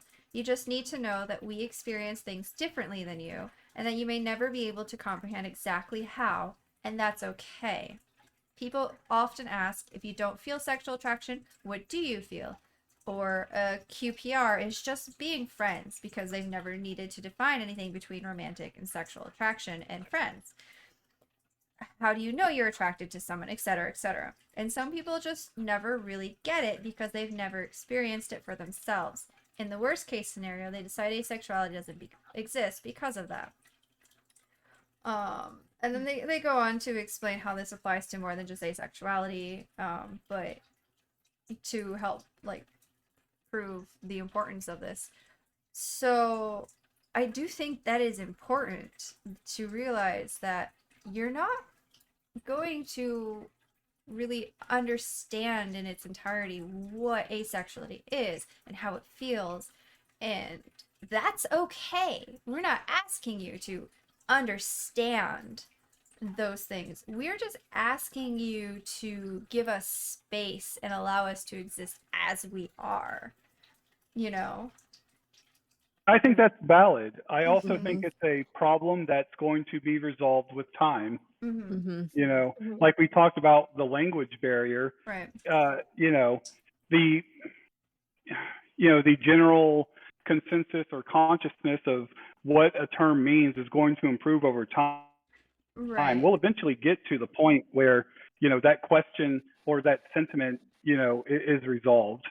But even if we do develop the words to describe it and better explain it, there's still going to be a disconnect between the understanding of the experience. Like for us as asexual people, we aren't going to understand what it's like to feel sexual attraction unless we happen to be, gray ace or demisexual or one of the other two I think there's like two other micro labels that develop sexual attraction after something else has formed. So I like definitely agree. there's still going to be a disconnect between understanding how that feels I do. Yeah, I or the agree. thought I think process. the disconnect will be Less uh, important. less important at that point. You know what I'm Right. saying? There's always going to be a disconnect. Like, no one knows what anyone else is feeling, regardless of what you're talking about, right? Mm-hmm. But, we've developed language to a point where you can explain it, quote unquote, well enough, right? Right. I think, we're eventually going to reach that point with everything we're talking about. That's my optimistic view, at least. Right. And, like what I'm thinking, like, so I'm trying to like think of exactly what I imagine is, so like I know when like Corey and I were growing up, and Donna, because I know you're around our age, and so I think a lot of Zealous the is times about people there are too. okay, so like a lot of people just get up in your always get up in your business. They want to know everything, like Yeah. everything has to come with an explanation. But Mm-hmm. we're slowly starting to get into a thing where it's like, oh, you got to start realizing that just because you don't fully understand it and because someone can't put it into words doesn't mean that it doesn't exist. Yep. And like stay in your lane, like. Mm-hmm. And so I think we're slowly gradually getting to that point because people are starting to realize, hey, it doesn't, as they're happy, then okay, cool. Yeah, and Right. But if it's in not the actively hurting you or it's not like taking away somebody else's rights, then why does it matter? Right. Yeah, and I think we're slowly getting to the point where society is starting to accept that and starting to realize, like, oh, hey, like that's cool. But like beforehand, everyone was like, but why? But why do you feel this way? And like, Mm-hmm. how? And like, it doesn't exist unless you can explain it. Mm-hmm. Yeah. It is interesting that that is kind of how things that's kind of how things were growing up. Um, there always had to be a reason for something, and now that we have these things that we're talking about and describing and trying to share and explain to people, there aren't really reasons for them. They just are, and it is kind of hard for people to just accept that at face value. Exactly. I mean, like, because if you were to go to like someone who's older, like at least in my family, like if I were to be like, oh hey, I'm going to talk to this person, and they'll say like, oh, like who are they dating? I'm like, oh no, they're ace. And they'd be like, well, what does that mean? I don't understand. And then you try and explain, they're like, how does that work? And it's just like, Yeah. it just does. I mean, why does there have to be a reason? Hmm. Mm-hmm. And I think on the flip side, probably to help the listeners and viewers who are trying to understand a bit more about how that idea works, it would be kind of like going up to, say, an allosexual person who's like, so what is sexual attraction? What does that feel like? Why does that exist? And trying to flip that on the quote unquote norm, and trying to get them to try to think about, for once, their perspective of things. Mm-hmm. Like, because, like, if I were to ask, say, you, Bug, what is sexual attraction? How does that feel? As someone who doesn't feel that, would you be able to put that into words that would fully explain that to someone like me? I mean, I guess not really. I mean, like, other than like explaining like the whole thirst trap, and like Mm-hmm. to me, I mean, sex feels great and I enjoy the feeling. And I also have like the love language of touch. So, like, I feel most like loved or appreciated when I'm like I have my hand on someone, or I mean, I guess anything on someone, but you know but I mean, like, it's like, that's, I mean, as far as I could go. I mean, because I was thinking about this in the car. I was like, oh my gosh, if they ask me what is sexual attraction feels like, what am I gonna say? And here we are. And here we are. I'm not, I'll to be resist the clear, urge. I'm not asking for you to do that. I'm just, flipping Exactly, the but that's the viewpoint. point. Right. And that's the And point. and as a demi, I can see where Bug comes from with that. It is Mm-hmm. very hard to explain exactly how it feels. Right. And just like for the asexuals having different experiences on asexuality, allosexuals also have different experiences on being allosexual. There is no one answer for that. Yeah. So, And the Oh, different love languages really do play a big part in that. they really do. I And all right, so, oh shoot, my food's about to get here.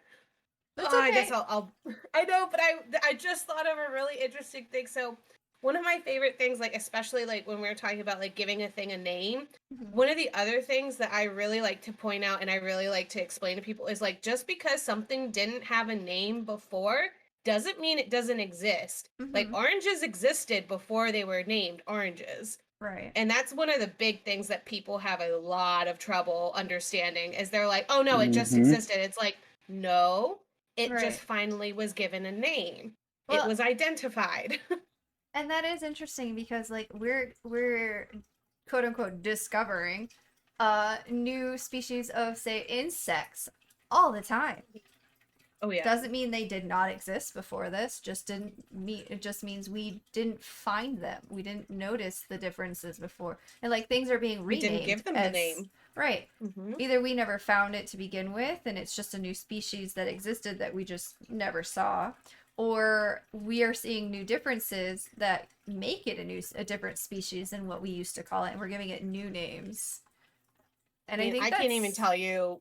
Insect families have all changed since the last time I learned. So, I Mhm. mean, I, it's always changing.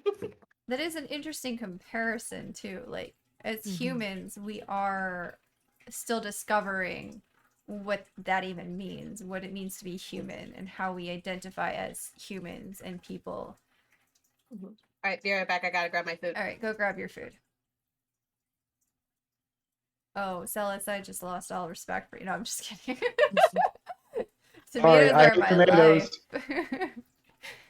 In fact, I was just snacking on tomatoes and vegetable dip before stream. Hey, I love it for you, but tomatoes can die in a fire as far as I'm No, concerned. just give them all to me. It's fine. Don't murder them. More tomatoes. More tomatoes for uh, us. but crap, there was something. and I lost it because the conversation moved away from it. But there was something I was gonna be like, oh, it'd be interesting to have this kind of talk. Oh, I think okay, so I think it'd be kind of interesting to do like a survey and take a look at. Yep, that was as far as my memory went. What were we talking I'm about? sorry. Love language? Yes, thank you. How different asexuals, I like, what their different love languages are compared to, allosexuals, and to look at it comparatively, because do more allosexuals have touch as their love language, and more asexuals have say, especially if they're, not sex favorable, more, I don't remember all the love languages at this point, but like spending time, or I don't even remember what my own love languages are, and I took the Let's see. quiz. There's time, small gestures, touch, gift. I remember gift because that was one I was like, nope. Shoot, there's 5. Oh, I can't remember the last one. Oh no. But it would be interesting to see, like where people fell on the spectrums, and see if there's a correlation between the love languages with that. Like if you're more sex averse, is touch one of your lower love languages? Or if you're sex favorable, is it higher? I think that Words would of be interesting. affirmation. Oh yeah, That was Words of the other one. affirmation. That's what it that's is. one of mine, and I didn't even remember it. I like things that are affirming. Even if I will automatically go, no, I'm not. Mine is time and small acts of service. Mm-hmm. Yeah, that's where mine is touch and acts of service. Yeah, mine were time and words of affirmation. Time and words of affirmation if I had to choose. Okay. So maybe there is no correlation.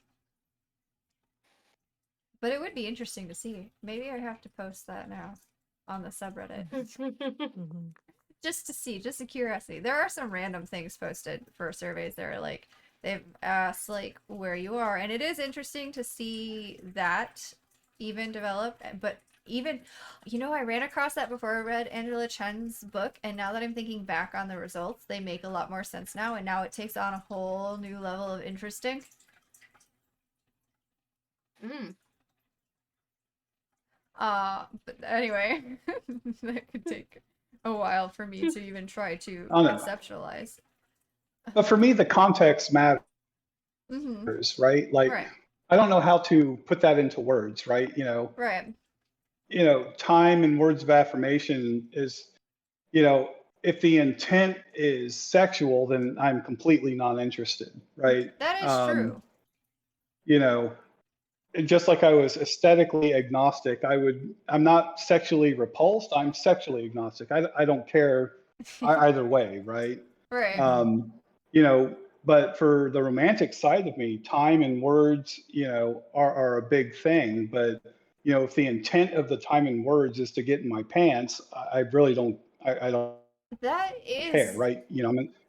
this is a fair distinction too, because like words of affirmation for me are more a romantic kind of love.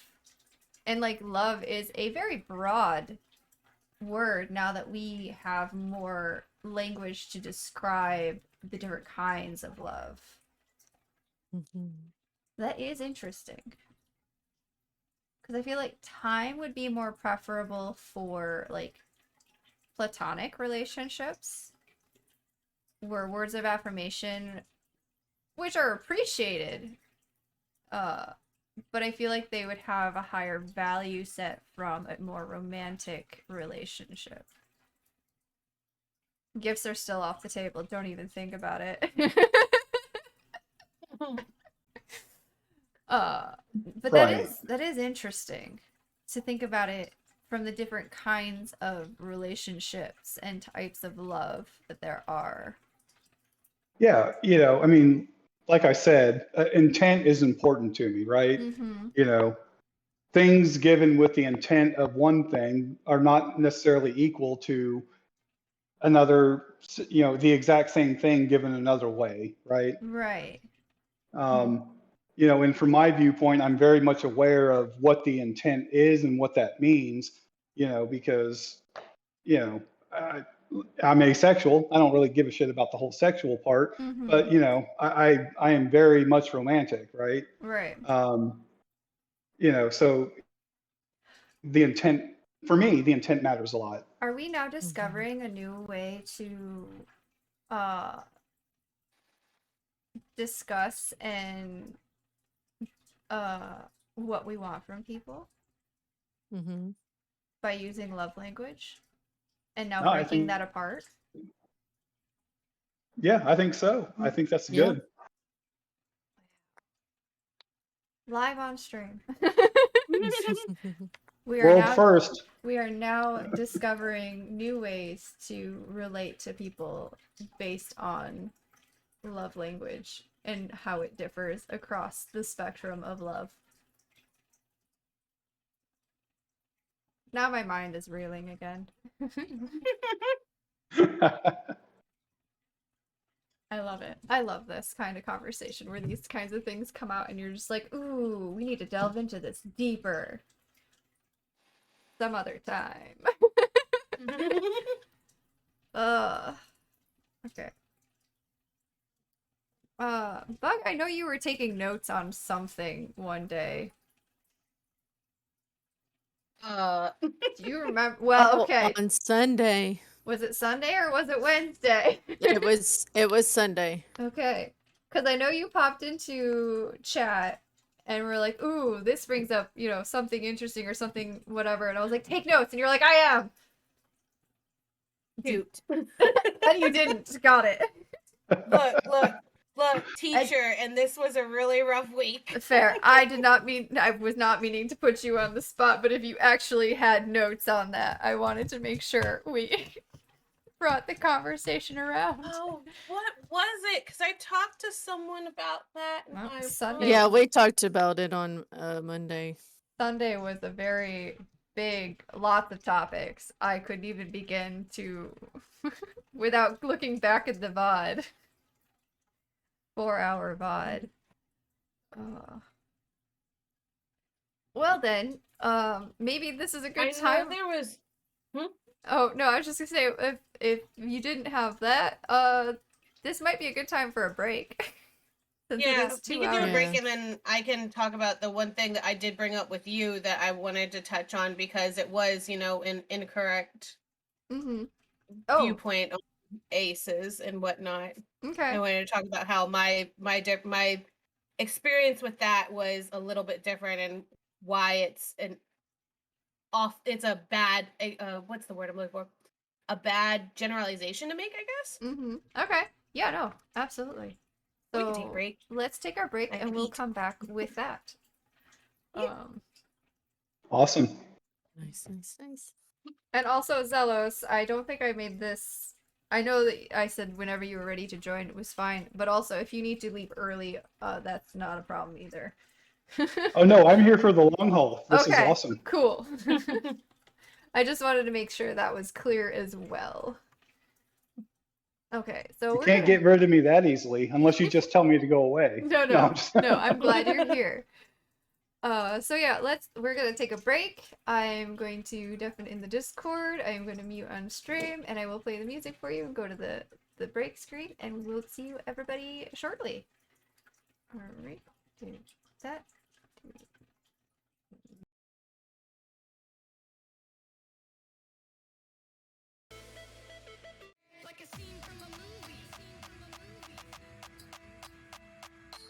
See you soon, chat.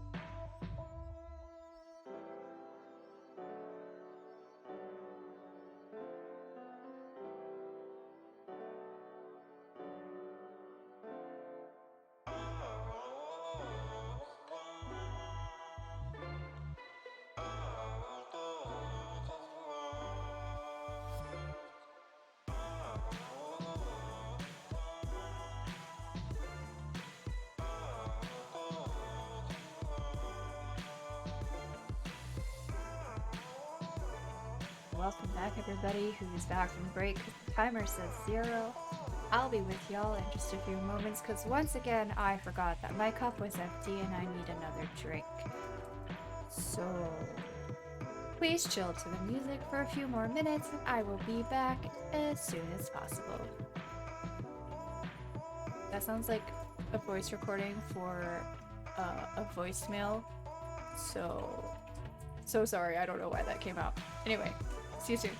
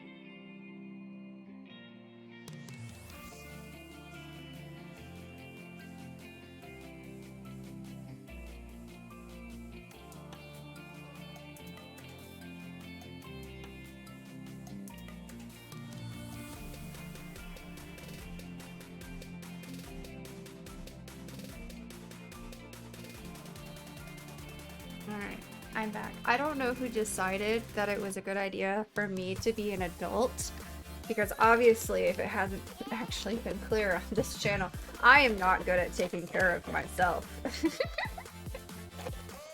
I am bad at taking care of myself. They just gave me adult problems. That's all. And they're like, here, you deal with them on your own now. Okay. We are back now. Oop. I'm going to... Hello, friends. Hello. I'm sorry I'm late. I forgot that my cup was empty and that That's fine. hydration is important. Yes, and filling your cup is very important. Yes, in every Both aspect. physically, yes, both Right. physically and literally. Yeah, Literally and metaphorically. you know what I mean. Thank you. That's the word I'm looking for. For this conversation, I have a full cup. For life, Yeah,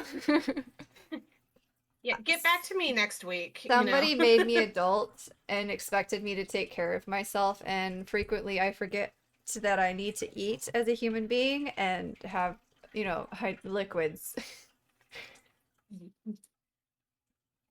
So that was a poor decision. I don't know if Zelos, are you back from break? Yep, Okay. sorry, I'm back. No, you're fine. I just happened to notice that you were muted, and I know that you've been kind of muting and unmuting during the discussion, so I wasn't sure if you were still on break. So, Nope, figured I I'd have a loud background stuff occurring, so I'm trying to be non-intrusive. understandable and appreciated. Because I know how distracting that can be sometimes. Anyway, so if we're back and everybody is back. Yes, everybody? Mm-hmm. Okay. Bug, go ahead with your topic. So I know, like, I remember reading one of the things that, like, you had posted was about how, an incorrect, I guess, generalization about being asexual is that, they've all experienced, like, some kind of trauma, or is it, like, you have to have had one in order to become one? What exactly is that? Generally Generalization. speaking, it's assumed that if you lack sexual attraction or desire, it must be because you've had either a bad experience or some sort of traumatic experience, generally speaking. Right. Yeah, because obviously everyone's going to be thinking a little bit differently, but that one always like that one kind of hit me because I was like, no. And and that's mostly just because of my own experiences, I guess. And Mm-hmm. it would probably be a good idea to post that little thingy do that you do, the remember chat for warning, and whatnot. But so I I have experienced trauma in the past, and obviously I still it does not affect me. In fact, my what dealt with was I actually went the opposite way. I actually became more sexual, and to kind of explain like how my therapist explained to me was it was me trying to take control of my sexual identity, I suppose, rather than anything else. And so it was one of those things that it really confused me at the time. And, this is also the era of slut shaming and stuff like that. So Mm-hmm. I dealt with a lot of that at the time. And it made me really, really like upset with myself that I was handling it this way. But they were like, no, this is, just another way of handling it. Um, and it's perfectly fine. But so, like, the fact that people think that like a trauma can make someone, I guess, like view sexuality on a different spectrum, like that just makes me mad because it's like, no, because people handle things differently. Mm-hmm. Right. And of course, the generalization is probably not from people who are allo and have experienced trauma. And Mhm. I don't know if the people who do make that overarching generalization are in like ignoring the fact that there are allos out there who have also experienced attraction or not. But that is essentially what it is, sort of erasing part of their identity and their experiences as well. Um, Mhm. but yeah, which again comes back to the whole idea of the ace movement and everything kind of being a positive thing for everybody. Because now Mhm. we're also trying to fight this belief and generalization that people who experience trauma are asexual, or like people are asexual because they've experienced trauma, and we're saying no, because Mhm. that's exactly the truth. That's not it at all. Asexuality is not caused by a trauma. People who are traumatized, who have gone through trauma, aren't, suddenly going to be asexual. Does that happen sometimes? Do some people do some people experience trauma and then find themselves on the asexual spectrum? Absolutely. Is that asexuality caused by that trauma, though? No. That's Mhm. two separate things entirely. And I Yeah, do. and that's why. Hmm? No, go ahead. I was gonna say, and that's why I kind of bring it up is because, like, especially for me, Oop, like we have a people, face. people like will generalize that, and it's like I wanted to bring it up because if there is anyone else out there who has dealt with that in a way, is you also, it's not normal. It is a thing that can happen, and it Mhm. doesn't make you any less of a person, or like it doesn't make you a bad person. It's just how you deal with it. Right. And I think also with that as well, we're also saying that being asexual does not make you less of a person. Just like your Exactly. trauma doesn't make you less of a person. Your trauma is an event in your life. It is not who you are. Mm-hmm. Though, a lot of us asexuals are like, yes, this is who we are. Hmm. But again, that just goes to show just how separate those two things are. Exactly. Yeah, You. that's all. I don't want to dive too much into it and get into Mm-hmm. triggering topics, but I Right. did want to pull that one out because that was something that really, like, I guess, really uh vibed with. I don't want to say vibe, but you know what I mean. Like, I was Resonates, I like, think. resonate. That's the word I'm Yeah. looking for. Yes, thank you. And absolutely. I do understand how, on the flip side, that would also make someone feel if all of a sudden they're hearing, if they've experienced a trauma and they're like say hypersexual, or even just like a normal level of sexual, whatever normal is, because as we're learning, there is no such thing as normal. But hearing that asexuality is caused by trauma, I can see exactly how harmful that can be on the flip side as well. Mhm. And I think that also goes along the lines of the qualifiers as well, because it is kind of like that. Like, I'm asexual, but I've experienced, that qualifying thing comes in and when we talked about that, we mentioned how harmful that can be to people as well. Mhm. Yeah, qualifiers kind of make me itchy. Mm-hmm. Zelos Mhm. got quieter.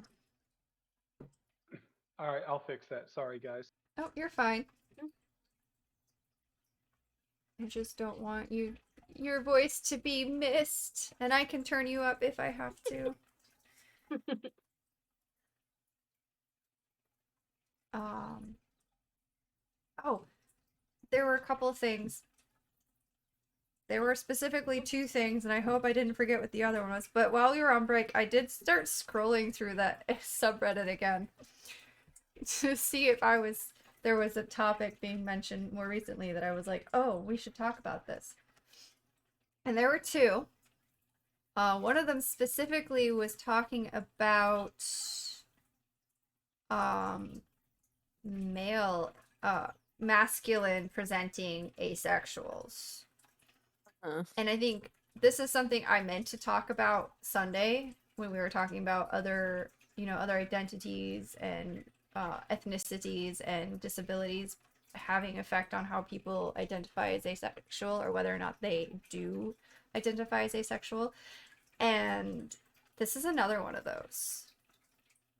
Because in our society, it is expected that men or masculine presenting, I think, okay, so I personally, I don't know if this extends to masculine presenting people, but I would assume it would.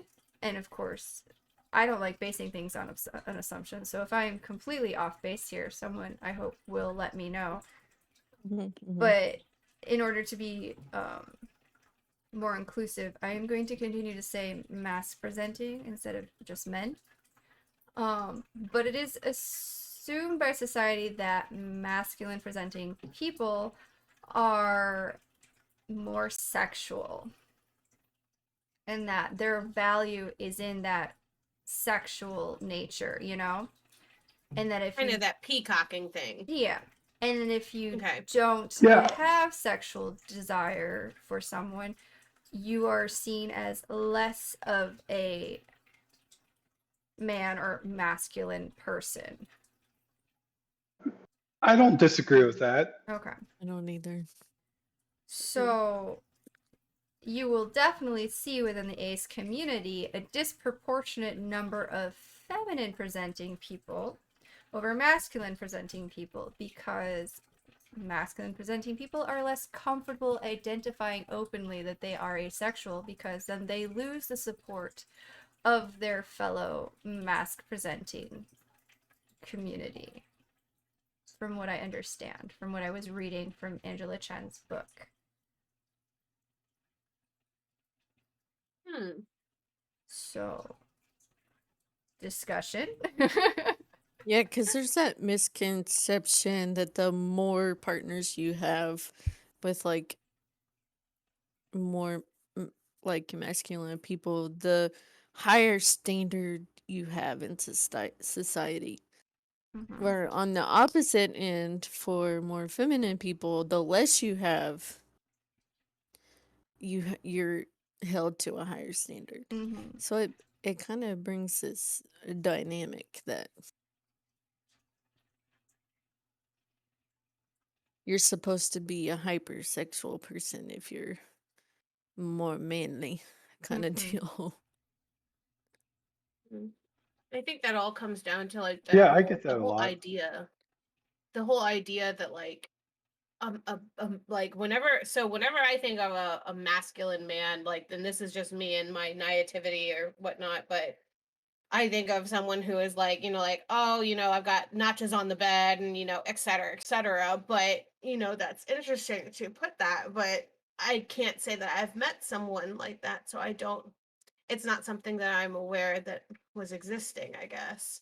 Well, and like So, it's something predominant in, especially in media, like movies and stuff. You see Yes. the men, um, or well, yeah, in movies right now because representation is lower. Men constantly comparing their quote unquote conquests. right.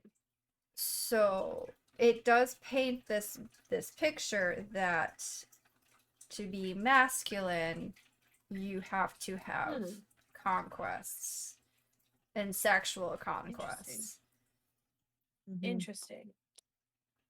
So, and I think it's sad, really, because we really do need more ace masculine presenting representation in our community, I feel, for a number of reasons. One, we keep bringing up the positive impact it has for everybody.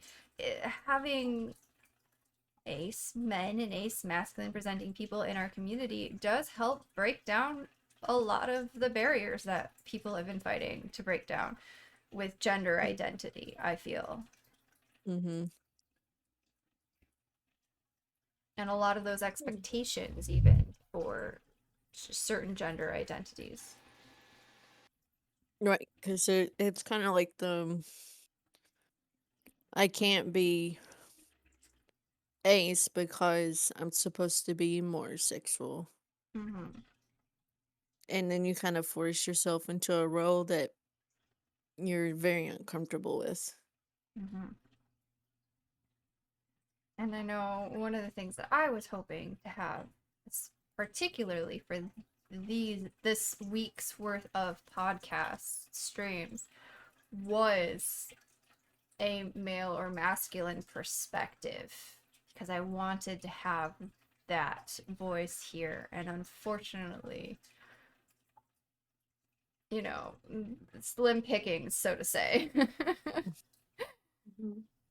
The pool is just not deep enough, I guess. These these analogies are awful. I'm sorry, but There's nothing wrong. You're fine. but yeah, sadly I was unable to find someone Yeah. comfortable to speak on that perspective. At Yeah, least. and I can't really say anything on it because Mm-hmm. when I had presented more masculine and stuff, I didn't really deal with that because people still viewed me as more feminine. So I Mm-hmm. had kind of the opposite problem. Right.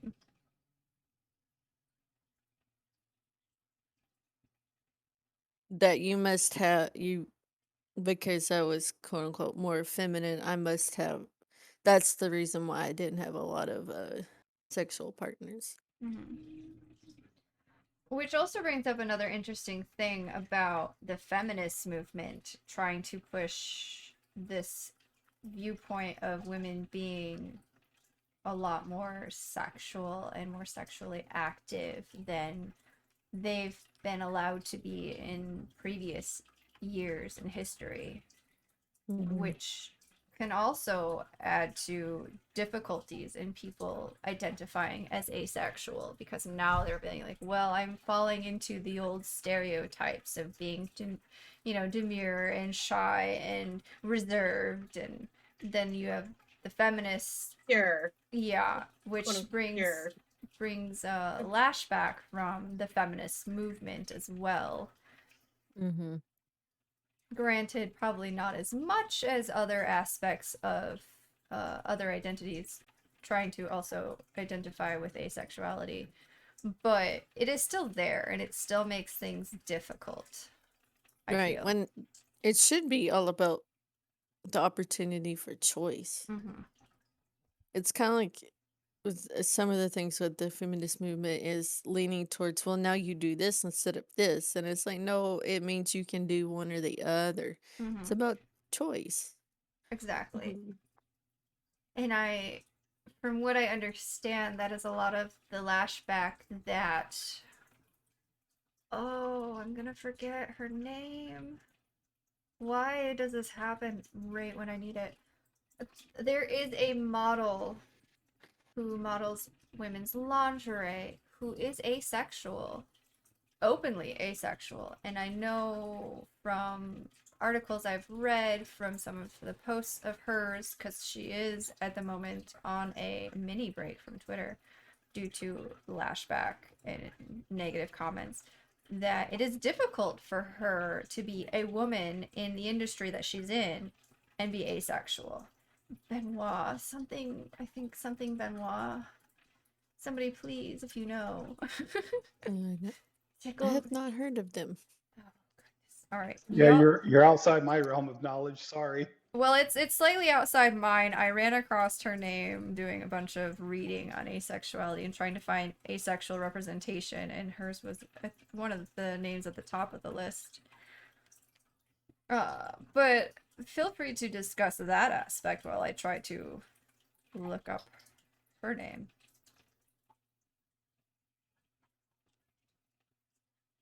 Yasmin. I Yeah, and found so it. I'm trying to look it up too. Yasmin Benoit. I think Benoit. Benoit. My I would say Benoit.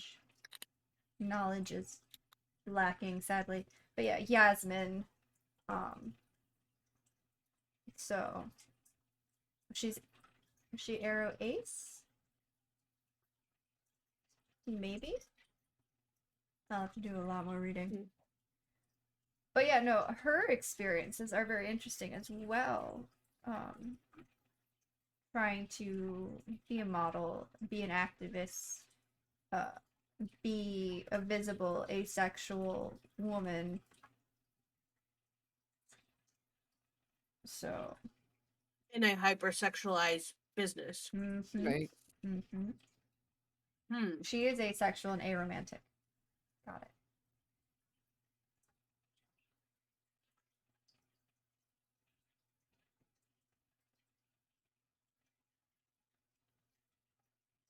Hmm.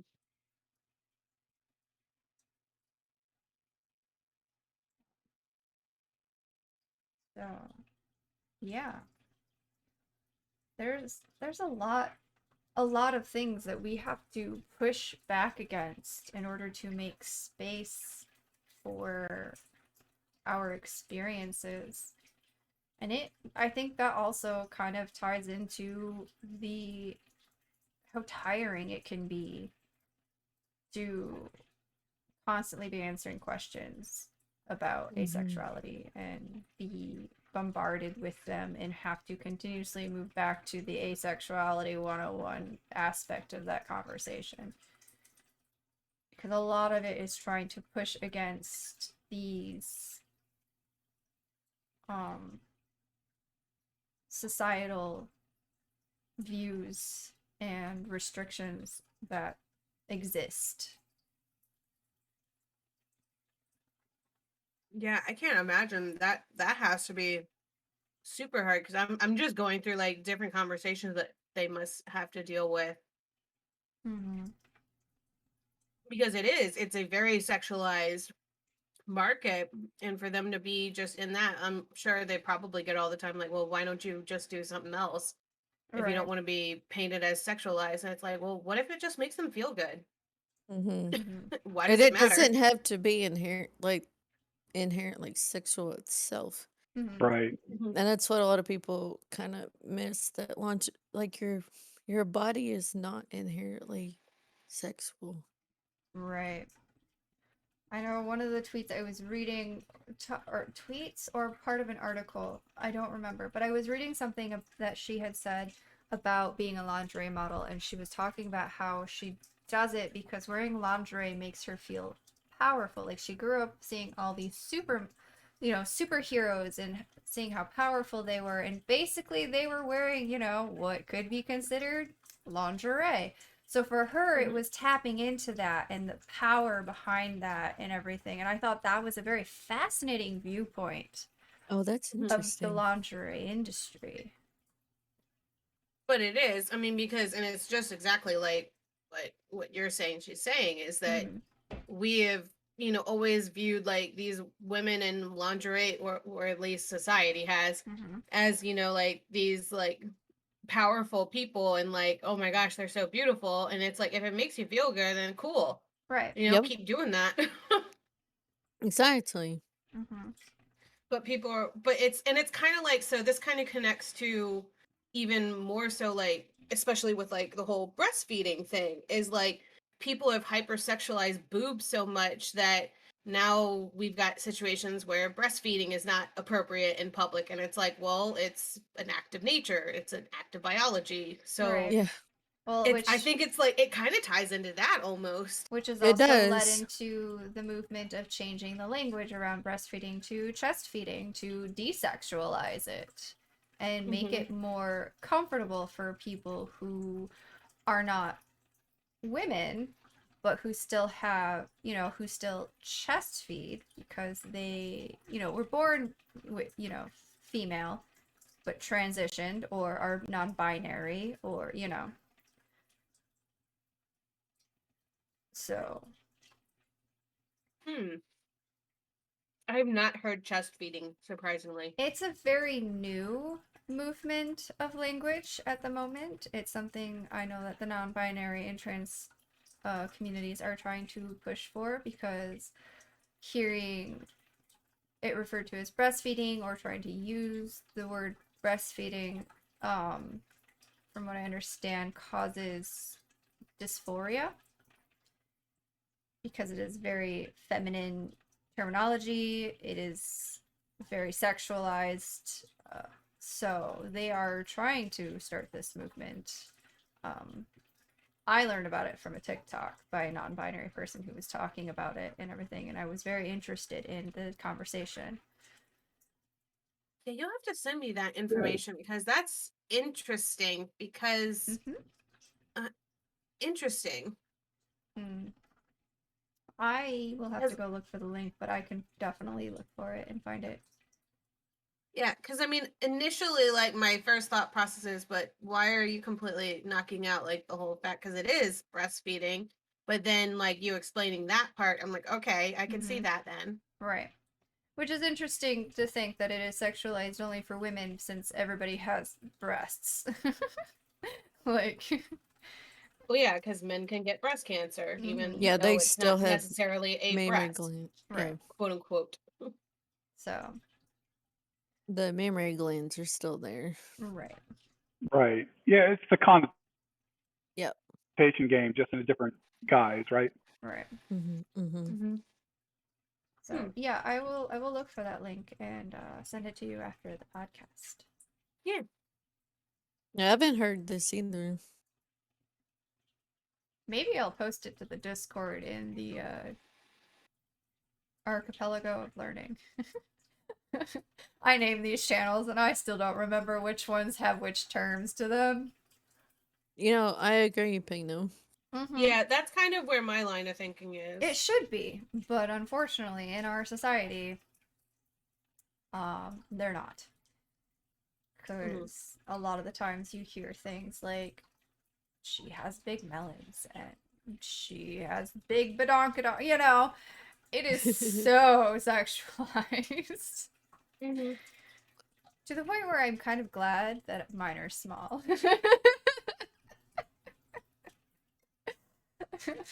I don't want that attention. I'm sorry. It is a long road, Celos. Mm-hmm. It is. Okay. Um, the other thing that I found on this subreddit that triggered my ooh, we need to talk about this was a post where the title of the OP's discussion or question was, "What rights do you not have as an asexual person?" And hoo hoo Hmm. hoo. Oh boy. This kind of question takes a lot of thinking, I think, on anybody's part, but also is very important because there are things. My mind goes directly to medical things. Feel free to elaborate. Like, I know we touched on this on I believe it was Sunday, where, no, or was it it may have been Wednesday when we Believe it were would have talking been about Wednesday. disability. Mm-hmm. Yes, where we were talking about the pregnancy test. Mm-hmm. Because every time they're like, if, you have to do this before, I couldn't even get a nebulizer treatment without having, and I'm like, well, there's no reason for me to, and they don't believe you. Mm-hmm. And then getting a general checkup and trying to explain things, but they want to push certain procedures, even though you may not need them. Mm-hmm. It's like, well, why don't you, like, I know you're a professional, but you also have to have that communication with your patient. Mm-hmm. Wait, I Right. probably missed something. What happened? All right, so in like the ER, a lot of the times, or even like sometimes at the doctor's office, before you can do certain procedures, you have to have a pregnancy test. Even if you are not, even if you say you are not sexually active or anything, Oh, okay. or if you say you're asexual, Or if you're on because, your period, even apparently. or even if you're on your, well, that's because of other things. Mm. Like, because you technically can be pregnant. Oh, Yes. You can and have your period still. Yes. all right. Well, that's information Just on. It's watch, usually just early watch. pregnancy. I didn't know I was pregnant. I didn't know I was pregnant, and you will see every Yes. single one of them is like, I had So, my period the entire time. yeah, Interesting. some people spot it's a whole other range of subject. Yeah. Sure. But anyway, we don't need to delve into that now. no. But so then they force the test on you, which is something you yourself have to pay for. In the U.S., let's be clear that we are Yes, speaking in the about United States. the United States healthcare. Yes. And then also, like, if you need certain, like, now, birth control, whole other topic.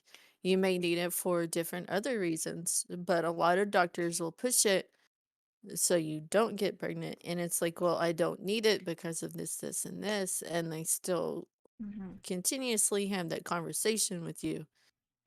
Or the fact that you could tell your doctor that you are asexual and they'll start pushing hormone regulators on Regulators. you. Yes.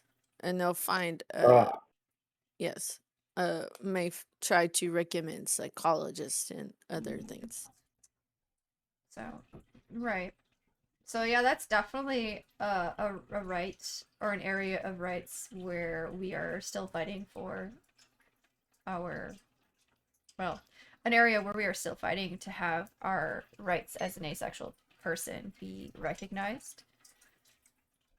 I think when I read this comment, my first thought went to marriage and the various rights surrounding that protect some, like, marriage as a well, as the highest form of relationship and the most important form of relationship. One, marriage generally includes sex to consummate, and if you do not consummate, you cannot get a divorce in some areas. Or the fact that if, say, you aren't married because you are, like, you have a different kind of relationship, like a queer platonic relationship, and that is your partner, if something were to happen to that person, you can't get time off work. Mm-hmm. That is not a guaranteed thing.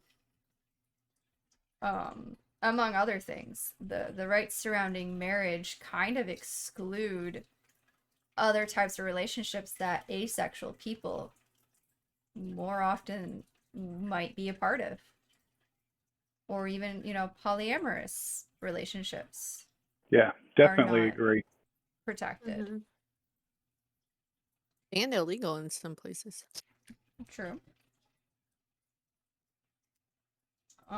Somebody also in the comments to this post brought up the equal rights laws, which do not include asexuality. They will include heterosexuality, homosexuality, bisexuality, but not asexuality, which means we can be subjected to things that are protected for others against, but not us, not asexuals.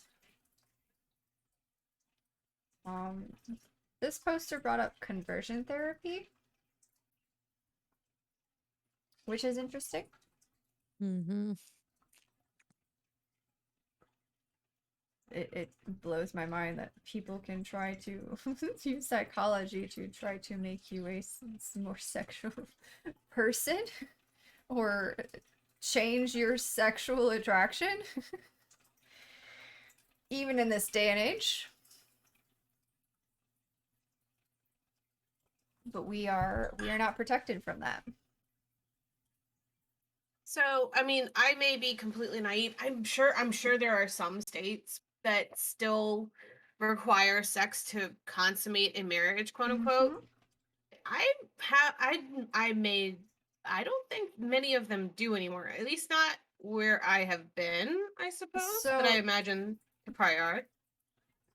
sorry, go ahead. No, you're fine. So I'm looking back at the comment, and the term uses annulled, not divorce. So first of all, my bad. And also the commenter did not say where they're from, so I do not know if this is a U.S. issue or an outside of the U.S. issue. Oh, yeah, So- that's quite possible. But it still Yeah. begs to point out the fact that in some areas this is a right that we do not have.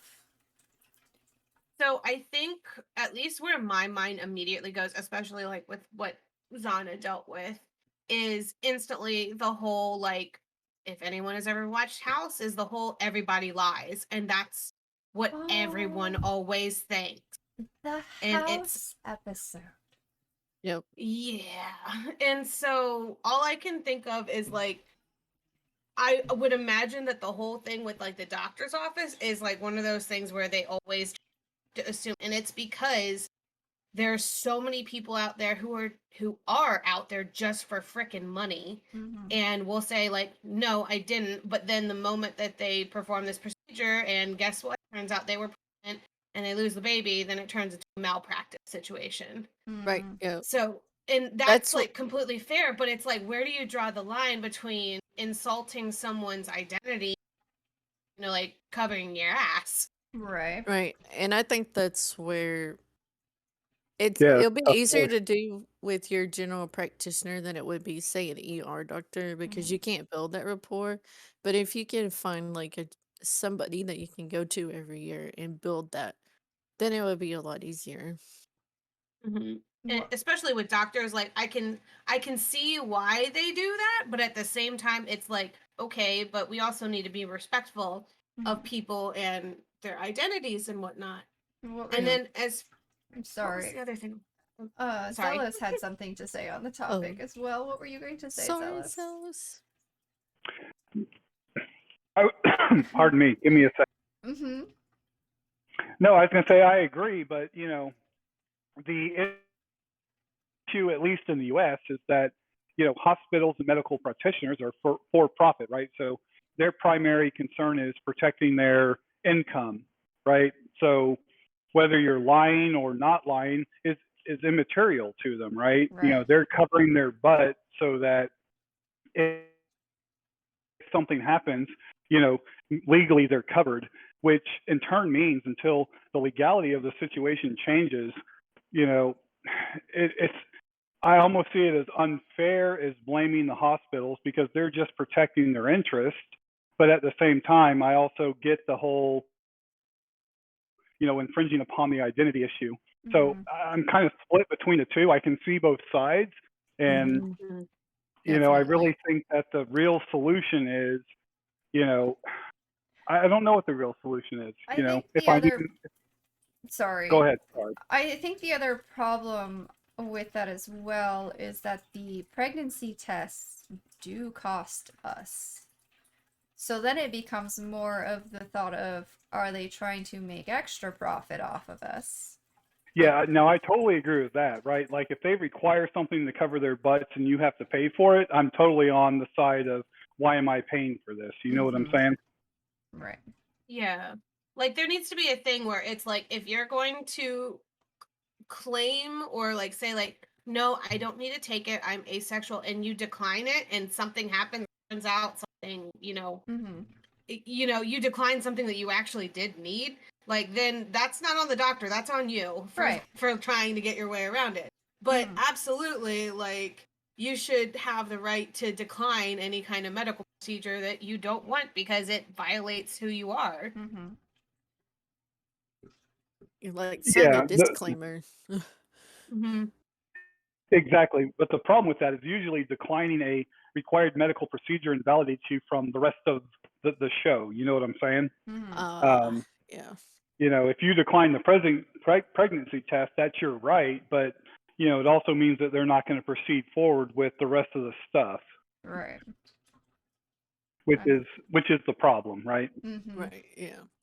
Right. Well, I mean, but that's what I'm saying is like you should be able to proceed if you're going to decline that and say like there is absolutely no way, like, and I'm signing away, if something happens, like then you should be able to proceed with the medical procedures, especially on something like a pregnancy, like Yeah, or a gynecological exam, unless it's like something like no, we're pretty sure with your symptoms that you have cervical cancer and we need to go look.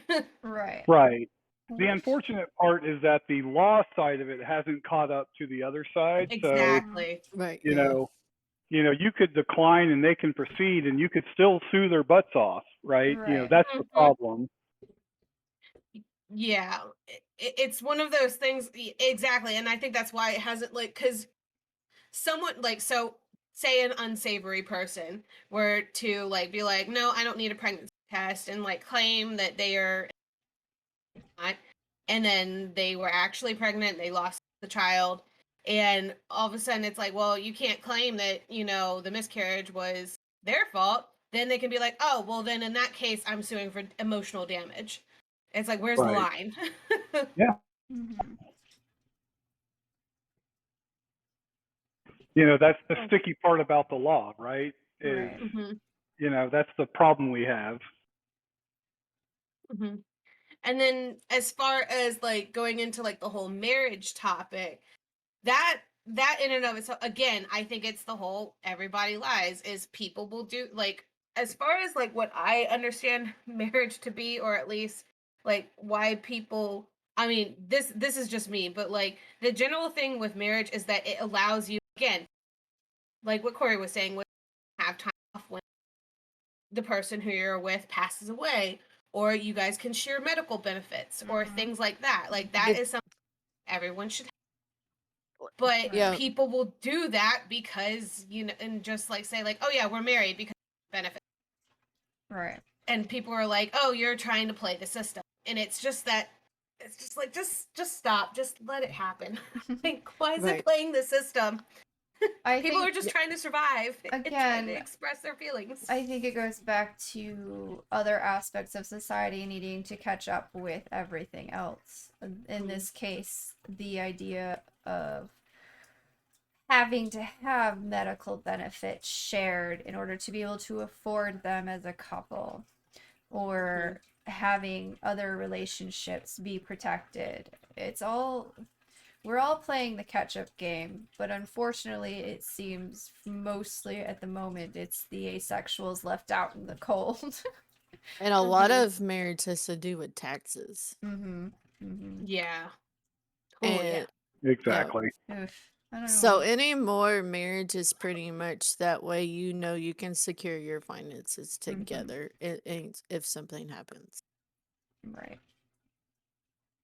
Yeah, at this point, we just need to redefine marriage as we're trying to survive together. This is what marriage is. Pretty much.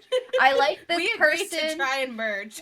I like this person or these people more than others, and these are the people I'm I going to trust spend them. all my life with. Right. Or no, Yeah. at least, or even not even that. I mean, honestly, True. at this point, it's more like Like, I agree. I trust you, and I will work. We will work on our finances together. Yeah, That's what marriage should be, because that's essentially. That's it. pretty much what it Let us is. redefine marriage in the Yes, words let's of the go. law. Starting today. Starting today. Marriage is I am all now about married taxes. to all of my friends because I trust them and hope they will support me in ways that are not monetary. So if they want to support me monetarily, that's fine too. We're the new gold diggers. Let's face it. We got this. Oh. Whew. That went in a, Oh, a direction.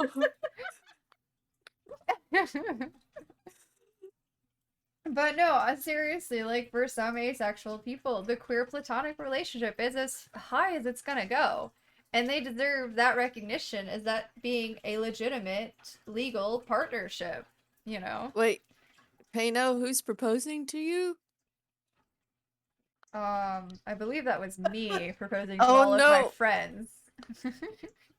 Because I said I was now married to all of my friends.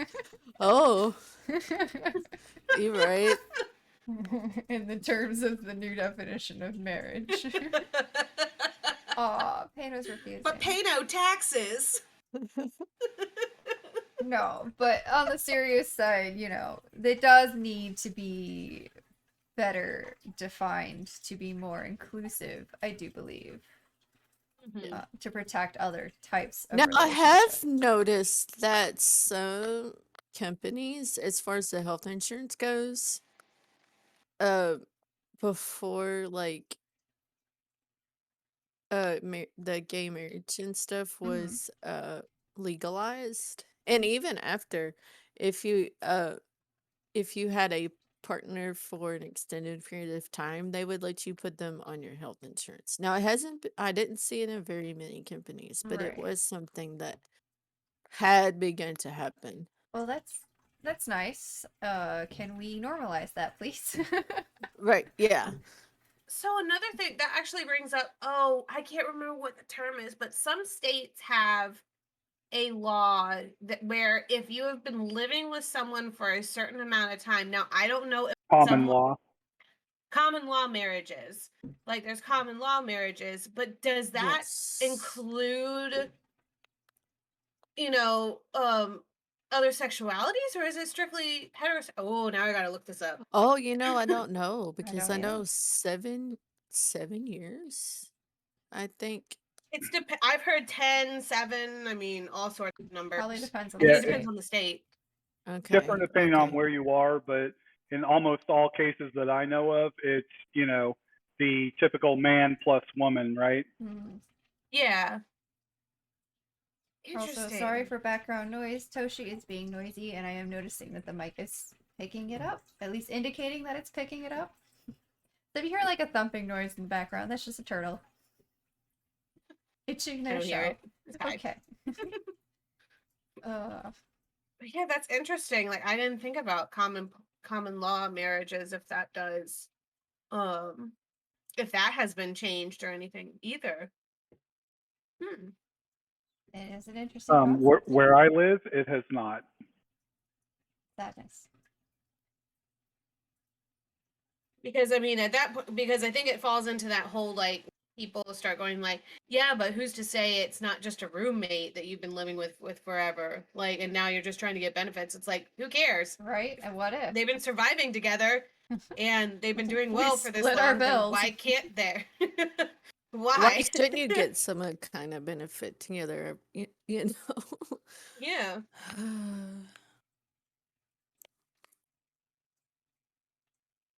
If you put up with living with someone for 10 years, then yeah, you deserve benefits. Right. I agree. I know I've said it before, but I'll harp on it again. It's the whole legal thing catching up with everything else. Yep. Mm-hmm. Ooh, Zealous, thank you for that link in the text chat. Yes. I thank might you. move it to the learning chat. But You know, I think I'll go ahead. What? Are you doing things? I am. Alright. I trust you. As a mod. Which might mean a random VC call in the middle of the night, apparently. Anyway. That's a different topic. That Yeah, let's not delve into that story just now.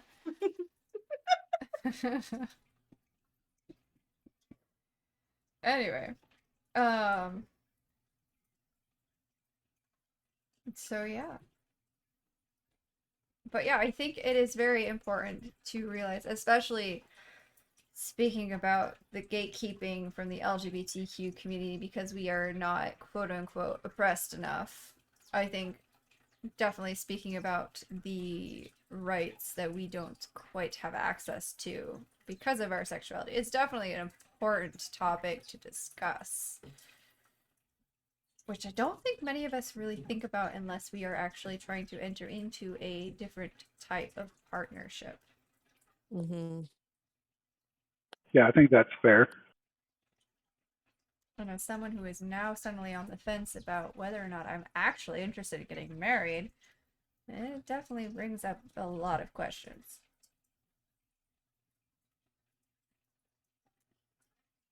Marriage is overrated, I feel, sometimes. Well, and I think also, like, especially our generation has been completely disillusioned by what marriage is, because everyone always thinks, whenever I think of marriage, I think of Disney wedding. And like, oh, you're in love and like love. It's like, no, that's Mm-hmm. it is not. Mm-hmm.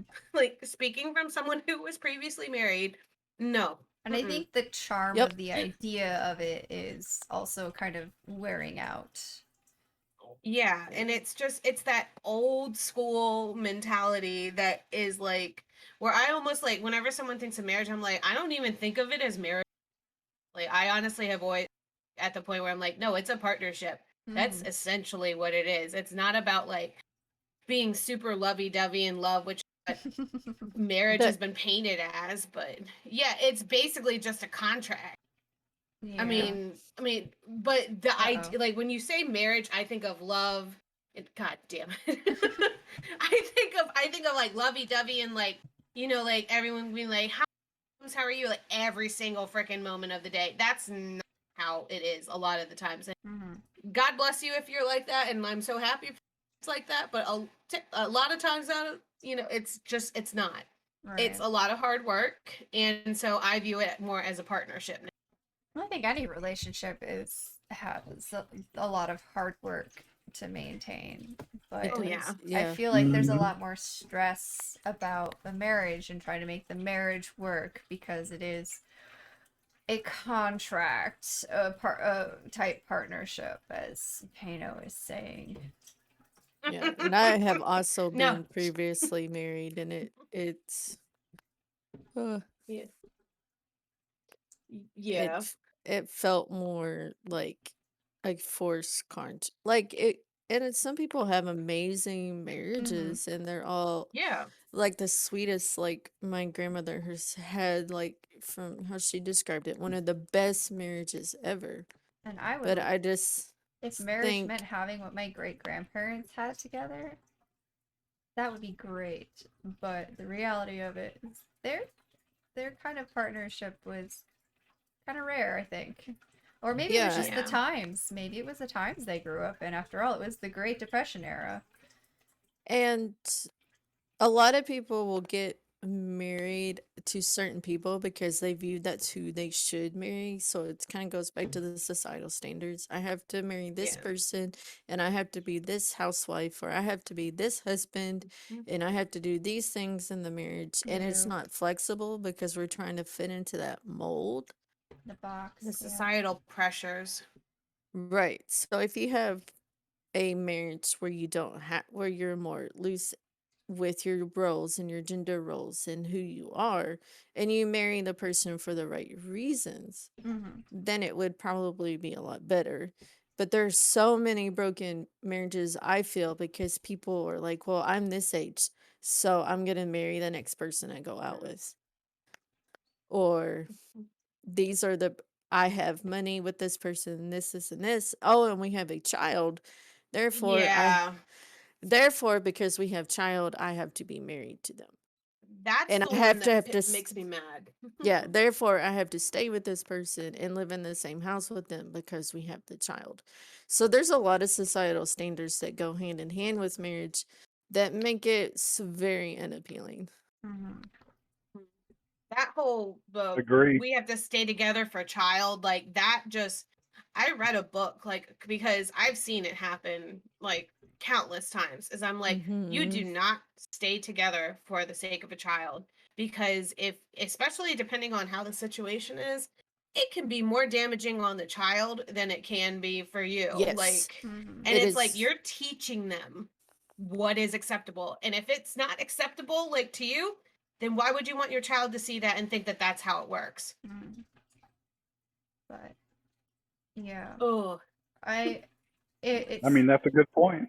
I think the whole movement of changing what marriage is and what it stands for and what it represents started with the gay marriage movement and hopefully will continue on to incorporate other types of relationships, Yes. whether or not there is a marriage involved or not. Yep. marriage is now a partnership for taxes. That's what it is. Period. in benefits and benefits. Yep. Yeah.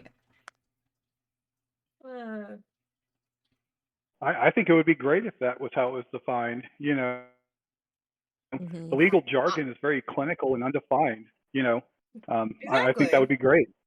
Yep. And then there's no societal like you don't have to love them. You just have to be with them and like work with them. Yeah. That's it. I know. Friends with tax benefits. When she said benefits, my brain went to the same place. Friends with tax Not benefits. well, Oh you my know, without the God. tax in the middle of it.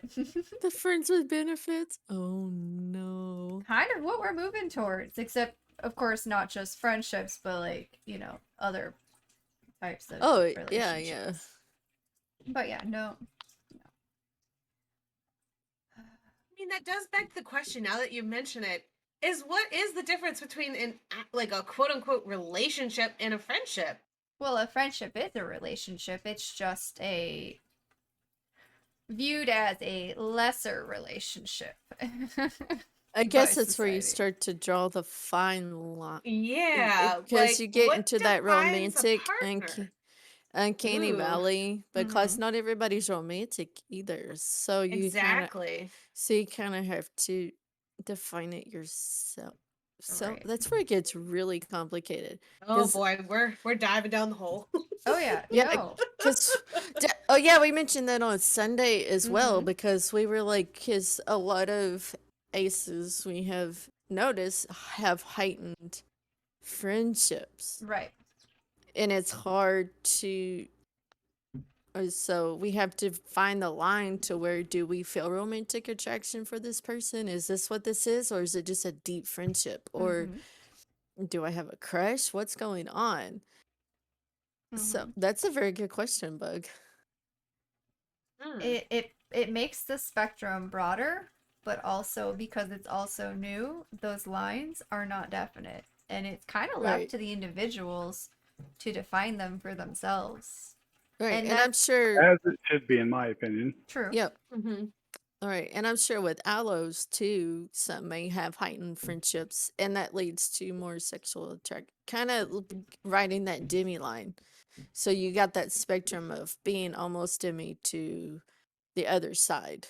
Mhm. Like, what defines why am I romantically attracted to this person? Why am I sexually attracted to this person? Are we just friends, or kind of is it friends with benefits, or am I answering all those questions? Mm-hmm. Right. And I think it's actually a really important step that we're taking too because encouraging and reinforcing the importance of conversation and being open with the people in your life about what the relationship means to you and how you define it for yourself. Yeah.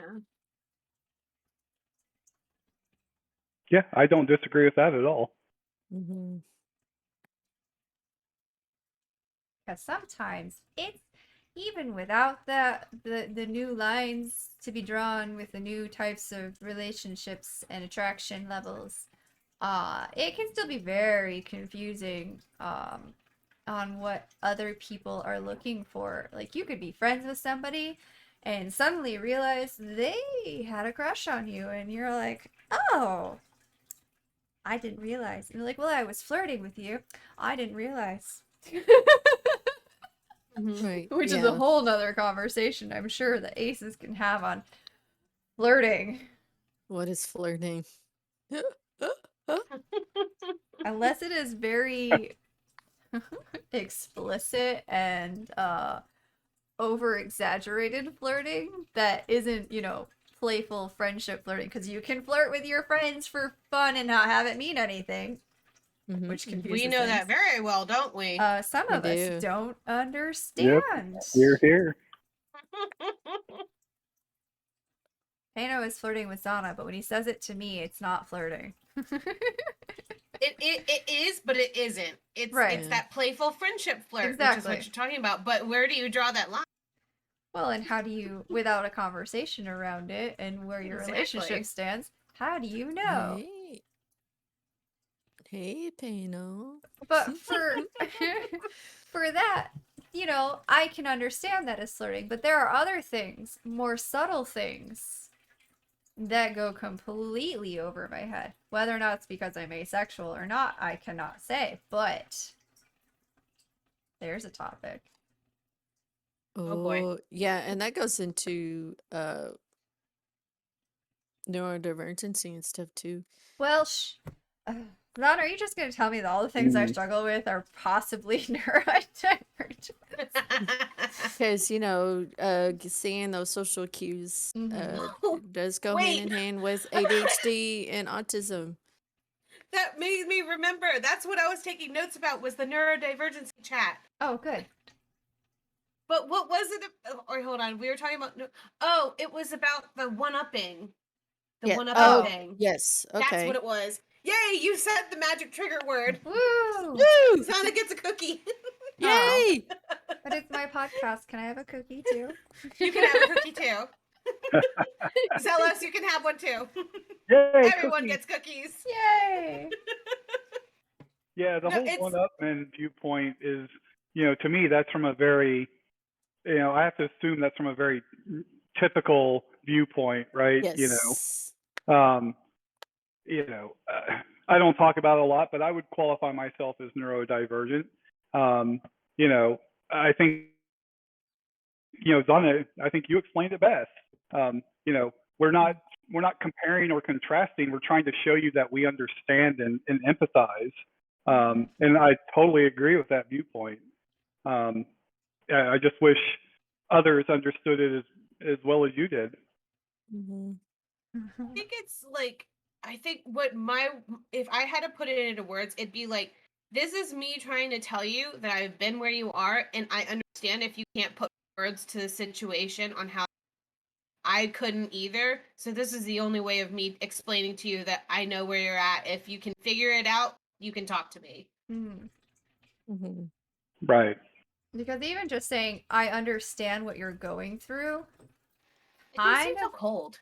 also, well, not even just that, but it brings along its own issues, because then you're assuming that you know somebody else's experience, which, just because they went through a similar experience as you did, as we were talking about with asexually, does not mean you experience it the same way. So if you're trying to say in words exactly, I understand what you're going through, it can definitely be taken the wrong way, and I can totally understand that. Whereas you saying, hey, I have been through the same experience as you are right now, you're more of putting out there that you might understand and you might be able Right. to help them get through it because there is the chance that your experiences are similar without Yeah. stating exactly, I know what you're going through.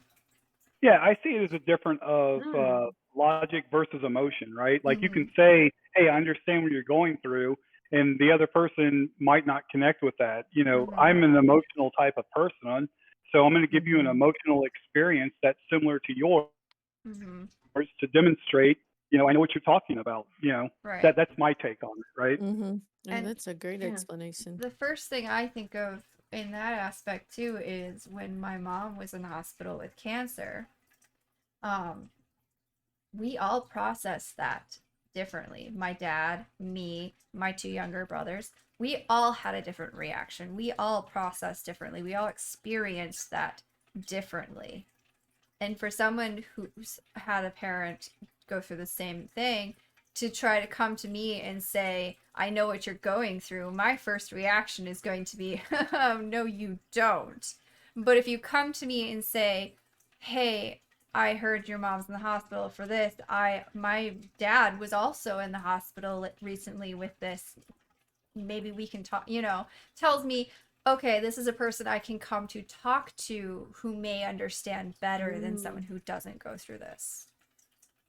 And that kind of comes back full circle to what I was saying earlier, is that I dealt with my trauma completely differently than a lot of other people. So for someone to come up to me and be like, "Oh, I know exactly what you're going through," I would be like, "No, no, you do not." Mhm. Mhm. Like it's not the same. Like, because everything is different. Everyone experiences things in a different level, and everything has a different experience of some way and shape or form. Right. But that's exactly right. By saying, hey, I've also dealt with the same situation. I'm here to listen. Mhm. It kind of, doesn't say like, I know exactly what you're going through, so much as, hey, I've also dealt with it. If you want to talk about it, that's interesting. Mhm. Mhm. But now we have this apparently neurotypical group. If apparently for the most part, I'm not gonna assume that everybody who's neurotypical is like this, and anybody who's not is not like that, of course. But we have this group telling us that we're not trying to do that. We're just trying to say that ours is worse. Right. you It's like, know, no, no. Mhm. Mhm. or comparing, and it's like now we have a whole nother area of thing to navigate. Mhm. All right, so I got us off track. I don't remember where we were right before that, before you said the word. Flirting. Flirting, Flirting. yay! Yes, and I was talking about Zealous put it in how chat, which is why I knew. and how also that plays into being able to see the different social cues and interpret how people see. Are you taking things more literally Mhm. or that kind of deal?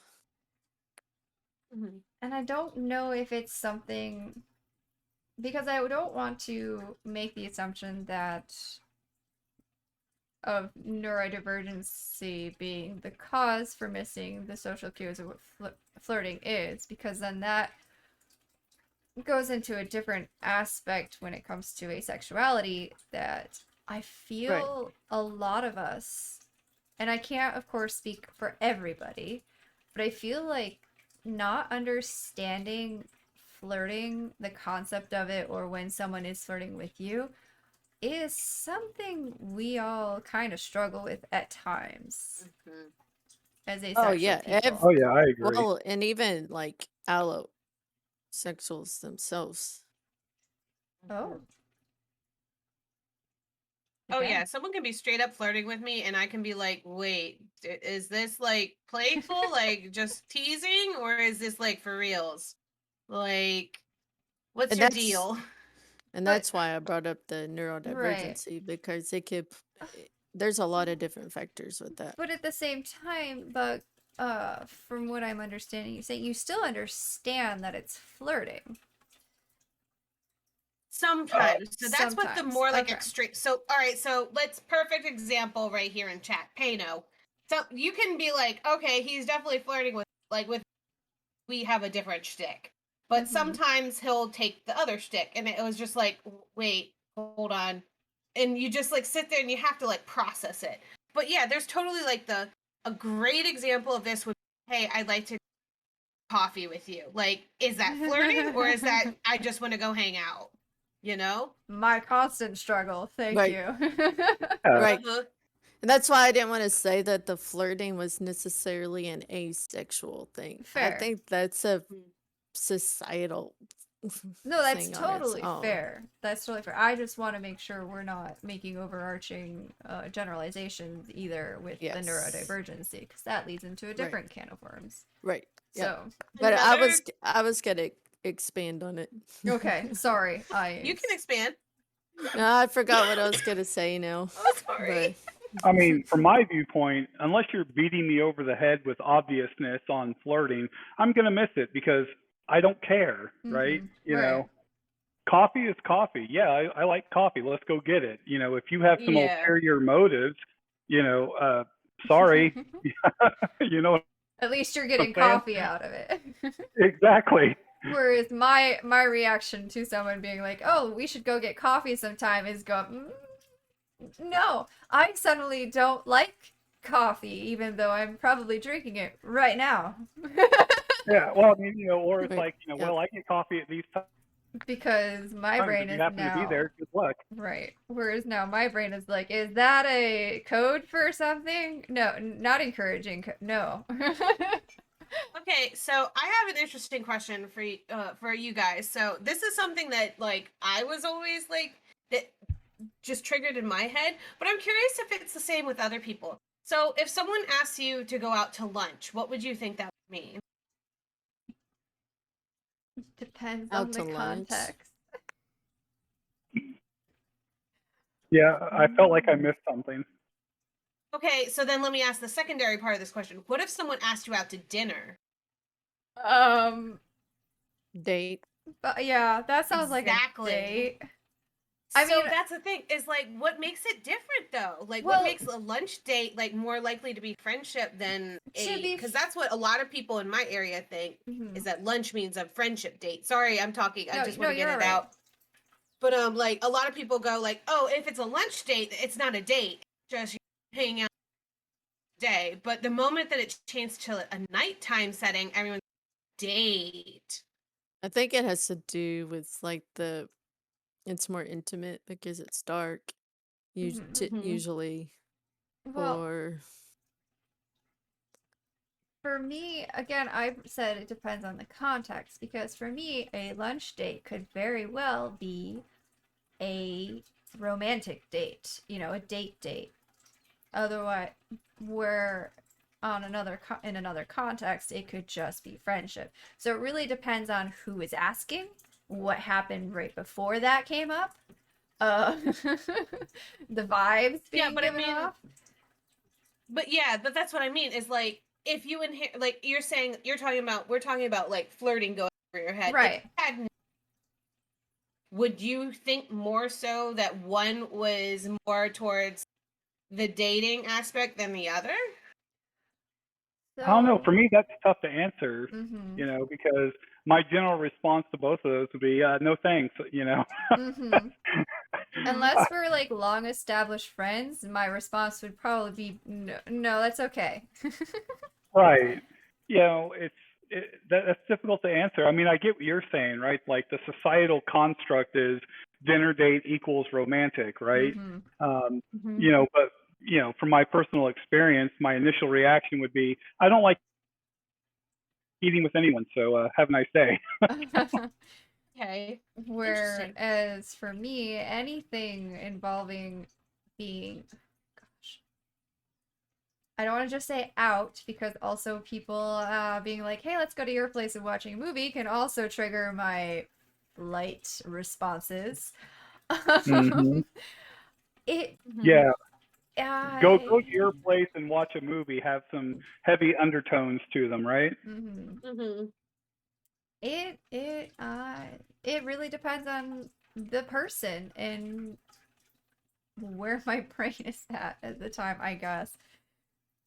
Because there's a lot of things in our society that society tells us based off of media and other things leads to other activities Mm-hmm. that this sex repulsed ace is not interested in.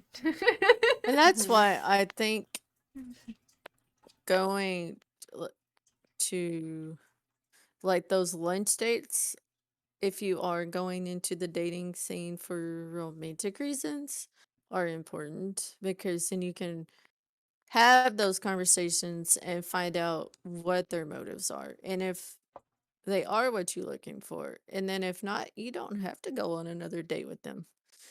Mhm. Yeah, dating's a little intimidating for I agree this with that ace. statement. And Mhm. for me, a lunch date would be less intimate than a dinner date. Mm. Right. And But Yeah, again, it's that's so fascinating. for me, I think it's because of the time of day. I think and that's valid. I think that's valid, and also if you look at media, specifically movies, your dates are nighttime and your friend dates are not. Unless you're going out drinking with friends. That's a different. But movies particularly or books pick uh specifically paint those different things Mhm. as what they are. Well, and Dinner. also you usually have like some people work nights, yes, Mhm. but usually the lunch dates are in between work.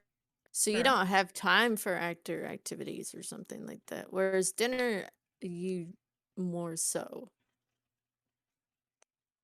You can go on a Hmm. walk after dinner or you can do other things after dinner. But usually lunch date is, hey, I want to see you in the middle of the day, but then we have to go do other things, Mhm. typically. Mhm.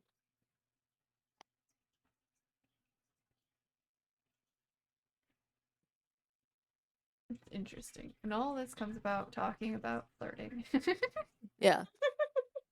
Which I think is a whole other field for all sexualities and Mhm. stuff and romanticisms to deal with. Okay. So we have about a half an hour. I do have one other topic that I would really like to get to before the end of stream. Yeah. And of course, Bug, your perspective on this might be a bit more invaluable. Well, not a bit more, because all of your perspective on everything is invaluable, but might be beneficial also. Because one of the big questions I see asked is when do you bring up to a potential partner that you are asexual? Mm. Like, in what part of I dating or whatever would you bring this up? What is the social, well, what is acceptable? When should it be brought up? Oh, don't ask that question. Yeah. so I mean, in my earlier years, I would have held off as long as possible, but more recently, it's I just do it right out of the gate to set the expectation and boundaries. Mm-hmm. Right, boundaries are so important. You might as well talk about it on the first day. Mhm. Yeah, it's like hey, I'm asexual, but I'm interested in hanging out with you. It's like, oh well, I want sex. Well, see you later. Right. Well, for Absolutely. some of us. I mean, yeah, you know what I'm saying. Right. Sorry. I do. I I would have to agree, and I'm gonna circle back to this. One of the first things we were talking about when Zelos joined was the being so outwardly ace. I think subconsciously is also me trying to set potential tones for potential dates. Because if I am Mhm. outwardly openly ace, anyone who might possibly want to date me already knows that I am asexual, and that is it. There you go. That further expectations is not going to happen. Yeah, I see it as cutting to the chase, right? Mm-hmm. I mean, I, it's hard for me to describe this because a lot of the undertones honestly escape me, but there seems to be a lot of dancing around the whole sexual thing, and let's just come out and say it. What do you want? Here's what I want. Mm-hmm. Do we match? Yes? No? All right then, right? I think a lot of Yeah. it does center around fear. Fear of rejection, fear of how that person is going to respond. Not even just rejecting you as a potential partner, but rejecting you as a person and your sexuality. Because I know for a fact, because it's been shared on other media platforms that I'm on, that trans people deal with the same issue. When do they let potential partners know they're trans? And that also comes with it a fear of um Rejection. no, not just the rejection, um of, um because okay, so because so many ace people deal with violence because of their not ace, did I say ace? Trans people. Let's make sure I'm talking about the right people. I don't remember what I said beforehand, but so many trans people deal with violence surrounding their their orientation, their identity as trans people. Mm-hmm. Their Mm-hmm. fear is coming out to a potential partner as trans will bring out potential violence against them. Survival instincts. Yes. Yeah. So Yep. their question of when do I tell someone that is about their survival. For Mhm. asexual people, Mm-hmm. it could still be that way because then our fear becomes, well, are they going to try to force something on me Mhm. to try Yeah, to change my sexual Ugh. orientation? Right. Yeah, I think that's very valid. that is. I don't know how to respond to that personally, Right. Mm-hmm. because my experience is very different. Mm-hmm. Yeah, But same. I can definitely see why that would be a concern, and and a real concern. Mm-hmm. Um, I wish I had a better answer. Right. Yeah, because I've always been the type of person that I th- I have had a period in my life where I did try to conform a bit, but Mm-hmm. it was still I still was like, well, you kind of have to deal with how I am and who I am, even if you don't like, I'll deal with the consequences kind of deal. Mm-hmm. But I can see where it is a survival instinct to Right. hide that. So whereas it seems the majority of us in this conversation live in spaces that are safer for us to be more outgoing about our Oh, aceness. Did you have a may caveat? well, I'm gonna say maybe because it could also be not recognizing that there is a danger. Very Mm, true. because it's just a Yeah. personality type. You have to deal with who I am and not really realizing that I could be hurt. Mm-hmm. That's very Mhm. Because true. I am the type of person that I don't see danger and I don't fear a whole lot. Mm-hmm. So I have to be extra cautious with things, and a lot of times I forget to do so. So I've always been the type of person that just it is what it is, and I have to realize that not everybody is like that, Mm-hmm. and that I do need to recognize what kind of space I am more often. Mhm. And To me, that makes a lot of sense. Yeah, I know what you're talking about. Mm-hmm. I guess, I mean, okay, so I probably actually can't talk a lot about this because I've been online dating, and let me tell you how much of an adventure that is. So you can be as upfront as you want. It does not stop people from still contacting you for what they, because again, it's going to be that whole, well, I can change your mind. Mm-hmm. And it's just like, no, no, no, no, no. That's I literally that's why I always tell everyone, like, whatever your intentions are going to be and whatever kind of say it up front, because people get really angry when they feel like they've wasted their time, and that's when survival play. And so it's like, if I say like off the bat, like, so on my online I am not looking for sex. I'm looking for someone who I can spend, time with, and, like, we'll probably get there and whatnot, but I'll still get messages, like, it's not what I want. And then, you just quickly block them, you shoo them away.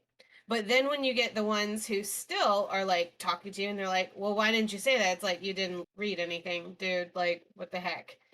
So I always say, definitely be upfront, because then that sets the tone for it.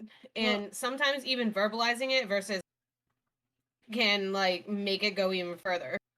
So, and here, I mean, I agree with that, but that's easier in an online forum where you have exactly. the boundary of the internet between you, right? Mm-hmm. In a one-on-one setting, In that's person. a little bit more difficult to adhere to. You know what I'm saying? Yeah, and I totally get where you're coming from with that. Yeah, I guess in that point, like, where, like, you just meet someone off the street and it's like, when do you say, like, I guess that's when, like, the whole flirting thing comes into play, is like, you got to recognize the quote unquote signs, I guess. Mm-hmm. So it's not an easy thing an easy question to answer.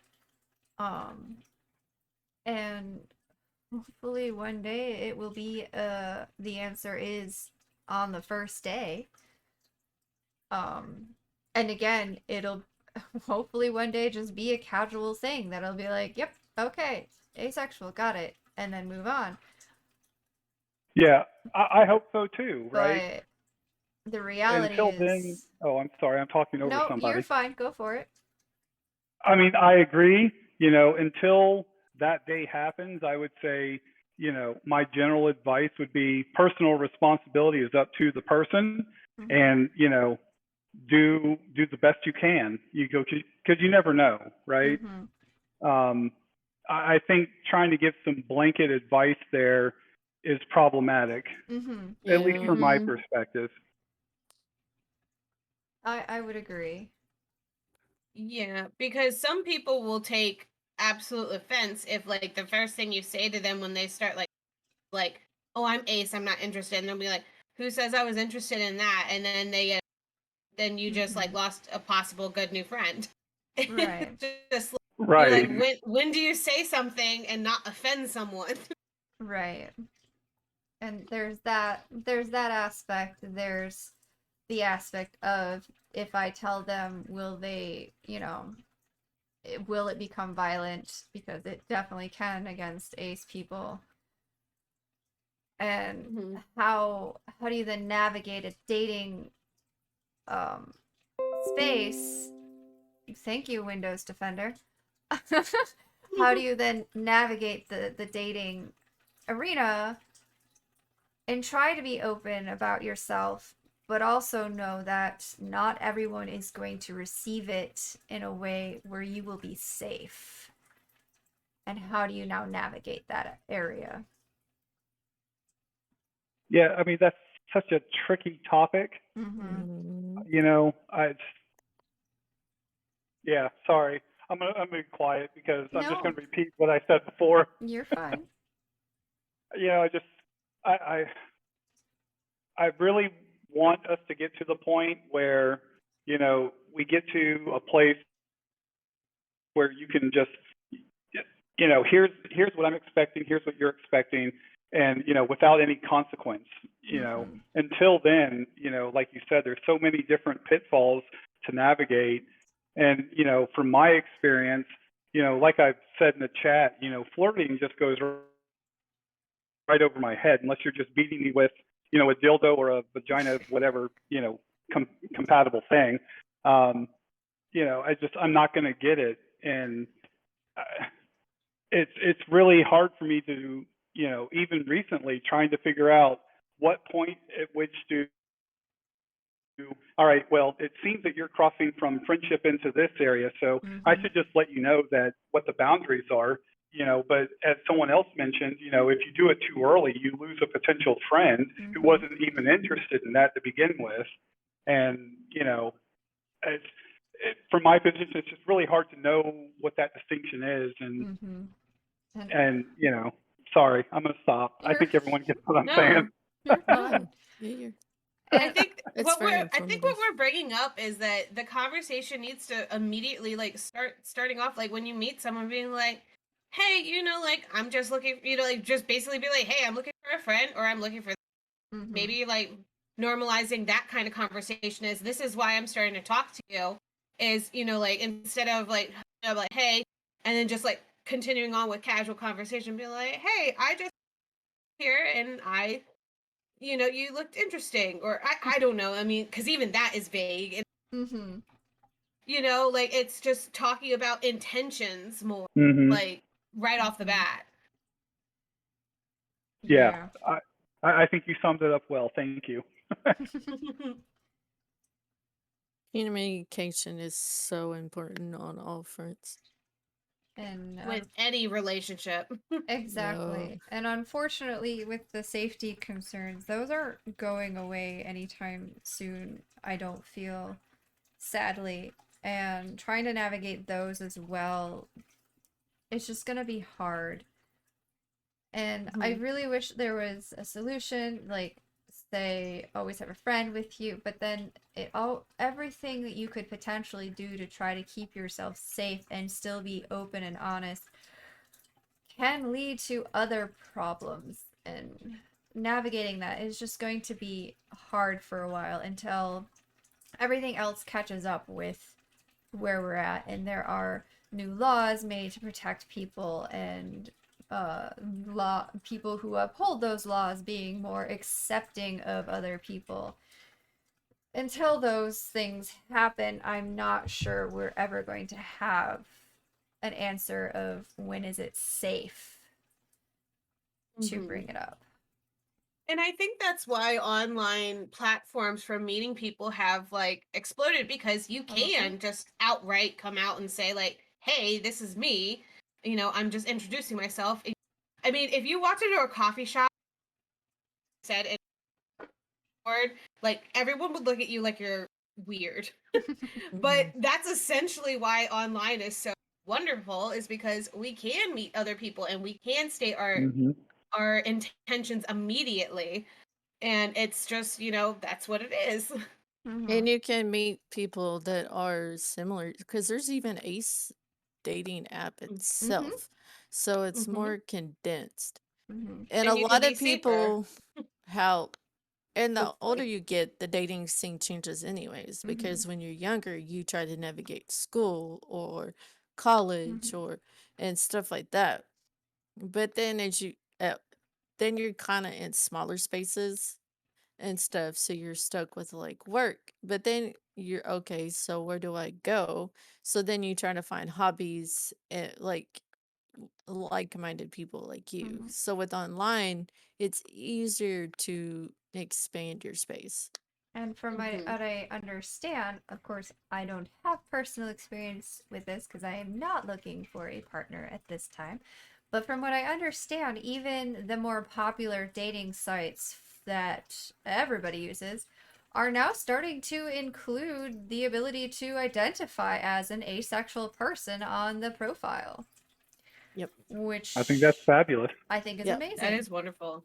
So I might have to go create a profile just to test this out and then quickly delete it because no thank you. I'm no. I'm done. yeah. Yeah. But apparently there's also apps out there like dating apps, but for friendships and Yeah. parents and like looking for other Oh, people. yeah, there's a great app that was that's for moms like of babies and like it's so you can find other mom friends, which is fantastic, especially when it was during the pandemic and you're just like how are you coping? How are you doing? How are you surviving? Do you have magic? Please tell me. Right.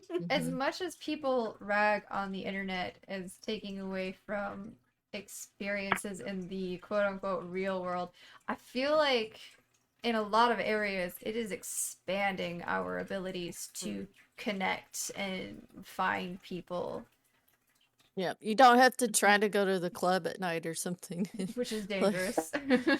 yeah, I so, agree. so I never maybe did any of that.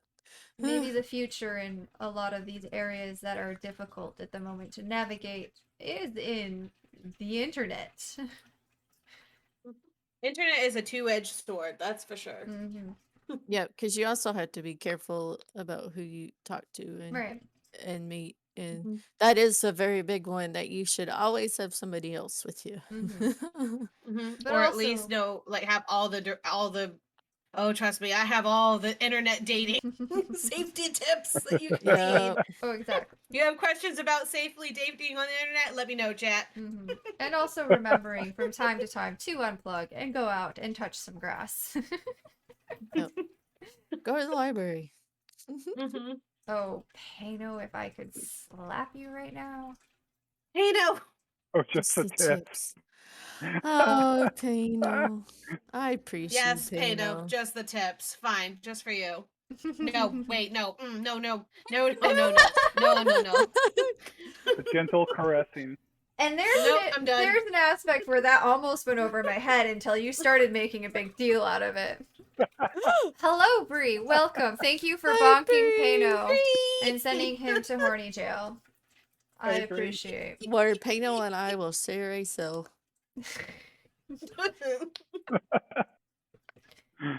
Uh, all right. Well, we have about 12 minutes left of the stream. Any last minute things that you guys have that you would like to bring up and for a quick discussion? Uh,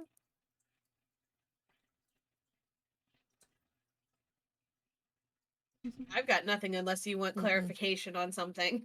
Yep. Fair. Is there Yeah. anything? Sorry, go ahead, Silas.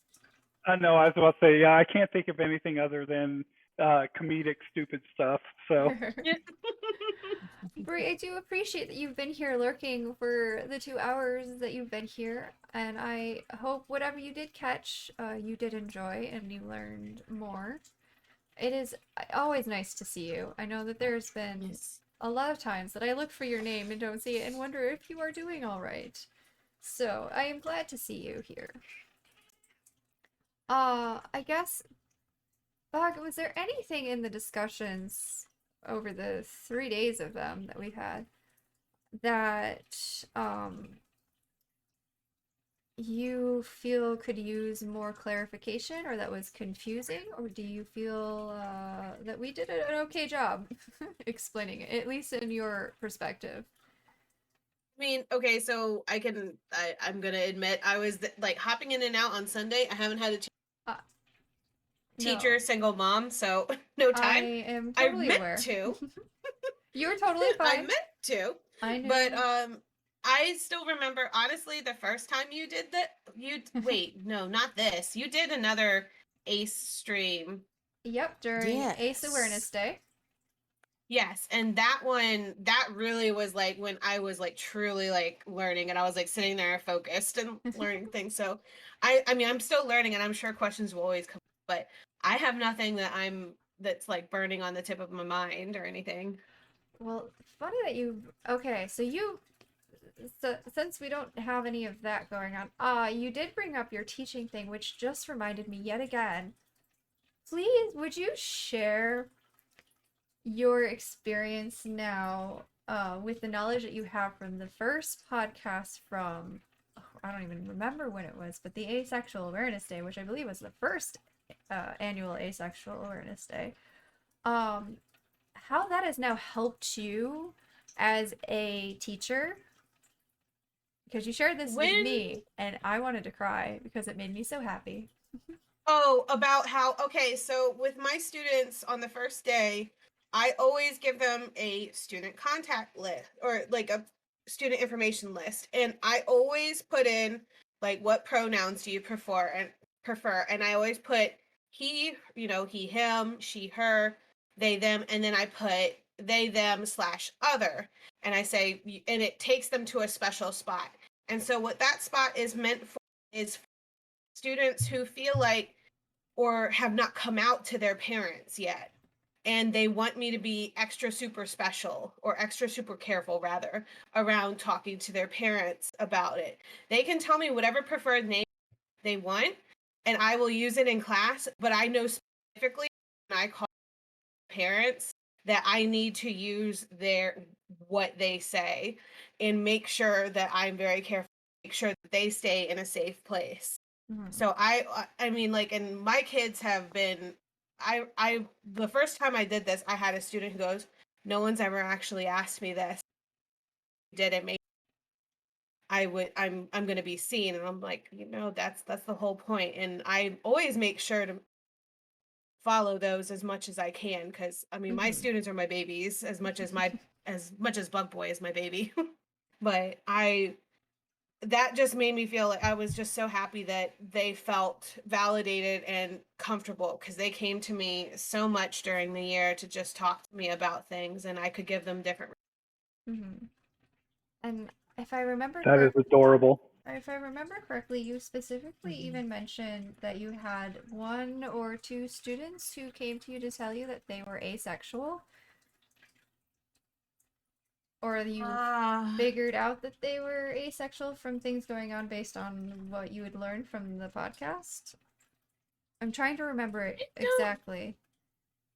I don't think so. I mean, I'm Oh. trying to think. If that was during virtual, I It may probably have been. wouldn't. I mean, not to my knowledge, but I mean, like, it definitely, opened some eyes. Okay. I might be misremembering as well, but Yeah, I don't remember. I mean, there might have been someone else. Yeah. Because I don't really identify. My students and I don't really talk about, like, who they're interested in as far as Mhm. sexuality, because then that starts to get into territory right. about it a little bit more, and it's like, okay, there's a line. Mhm. But I will always acknowledge who. And I mean, like, I have students all over the place from what I can, and Yeah. they're cards, that's for sure. Yeah. So many And conversations. myself, I don't talk about that stuff with them either, but I can catch it in their own conversations if I Mhm. happen to hear it Yeah, and hear the language and stuff. Yeah. my biggest thing is, like, if I hear any talk, like I hear some homophobia a few weeks ago, and I immediately stepped in and said, I was like, absolutely not, I will not accept. We love everyone for who they are in the classroom, the way that it is. Problem with that, then you need to take it elsewhere. Mm-hmm. Which I love. All right. I've had a lot of conversations with a lot of people about this, so I'm probably misremembering that part. All But good. No, that's definitely one of the things that I make sure I snuff out real quick, is I'm like, no, no, no, no. We accept everyone for who they are here. Yep. love to see it. Love to hear it. Yes, yes. All right. Well, I don't think I have anything else specifically. Does chat have any questions here or anything they would like more clarification on within our last few moments at all?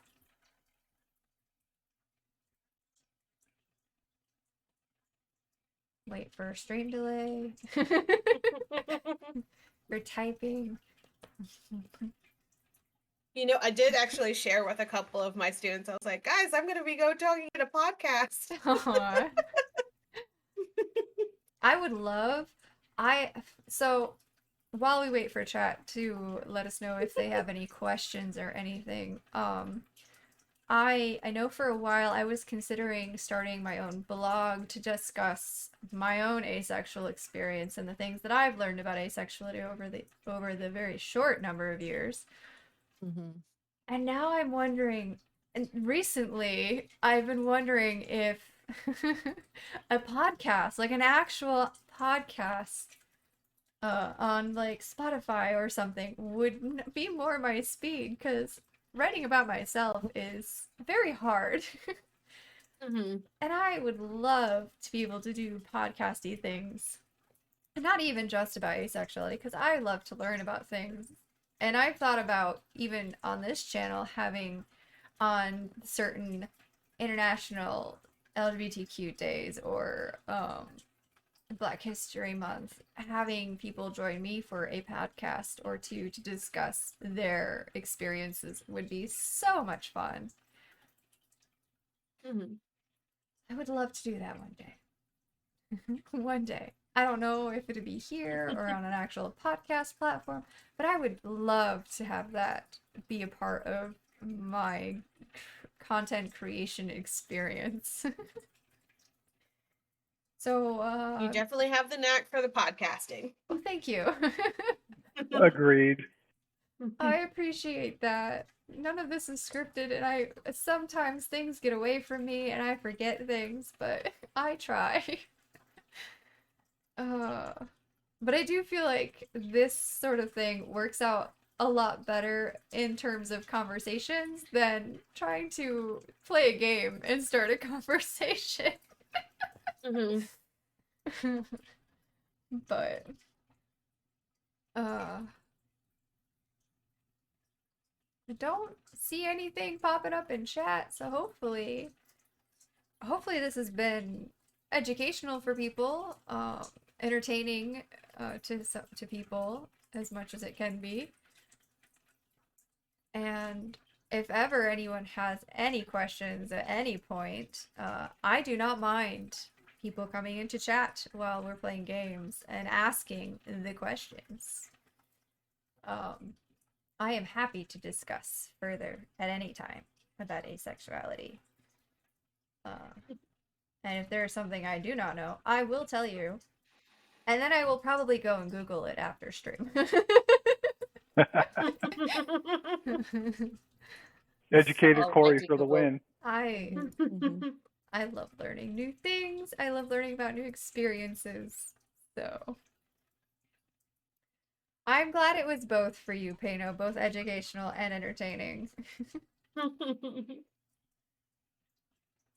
Alright. Well, on that note then, I guess it's time to say thank you guys so much for joining me. Zelos and Bug Babe and Zana for joining me. Thank you to all the people who have joined me over the week for all 3 podcasts. I am very appreciative.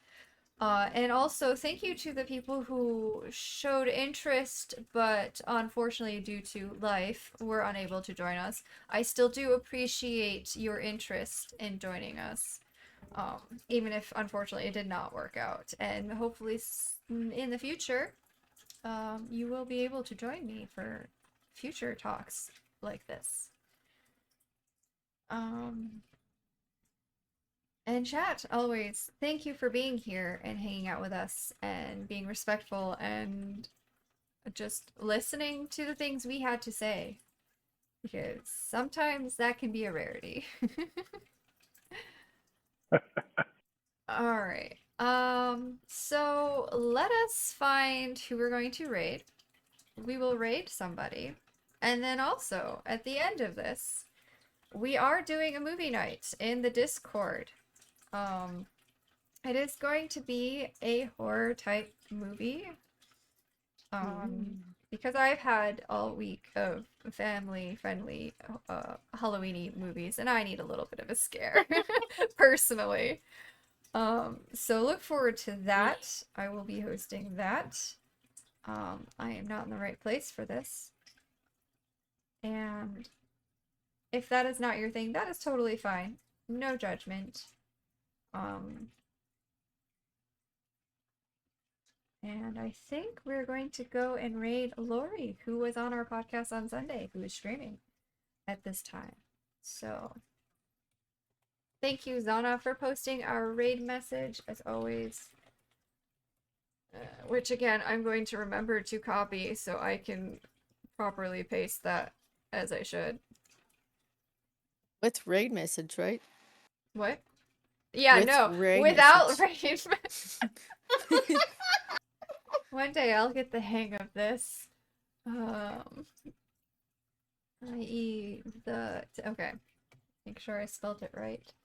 So we're gonna go give fellow Ace content creator Lori a raid here, say hello, and then I will be setting up for movie night. So I hope to see you guys tomorrow for nothing scheduled Ace-wise, but potentially could pop up during our gaming. And until then, I hope you all take care of yourselves and know that I appreciate you a whole ton. No, Pano. So until the next time, guys, take care and bye-bye.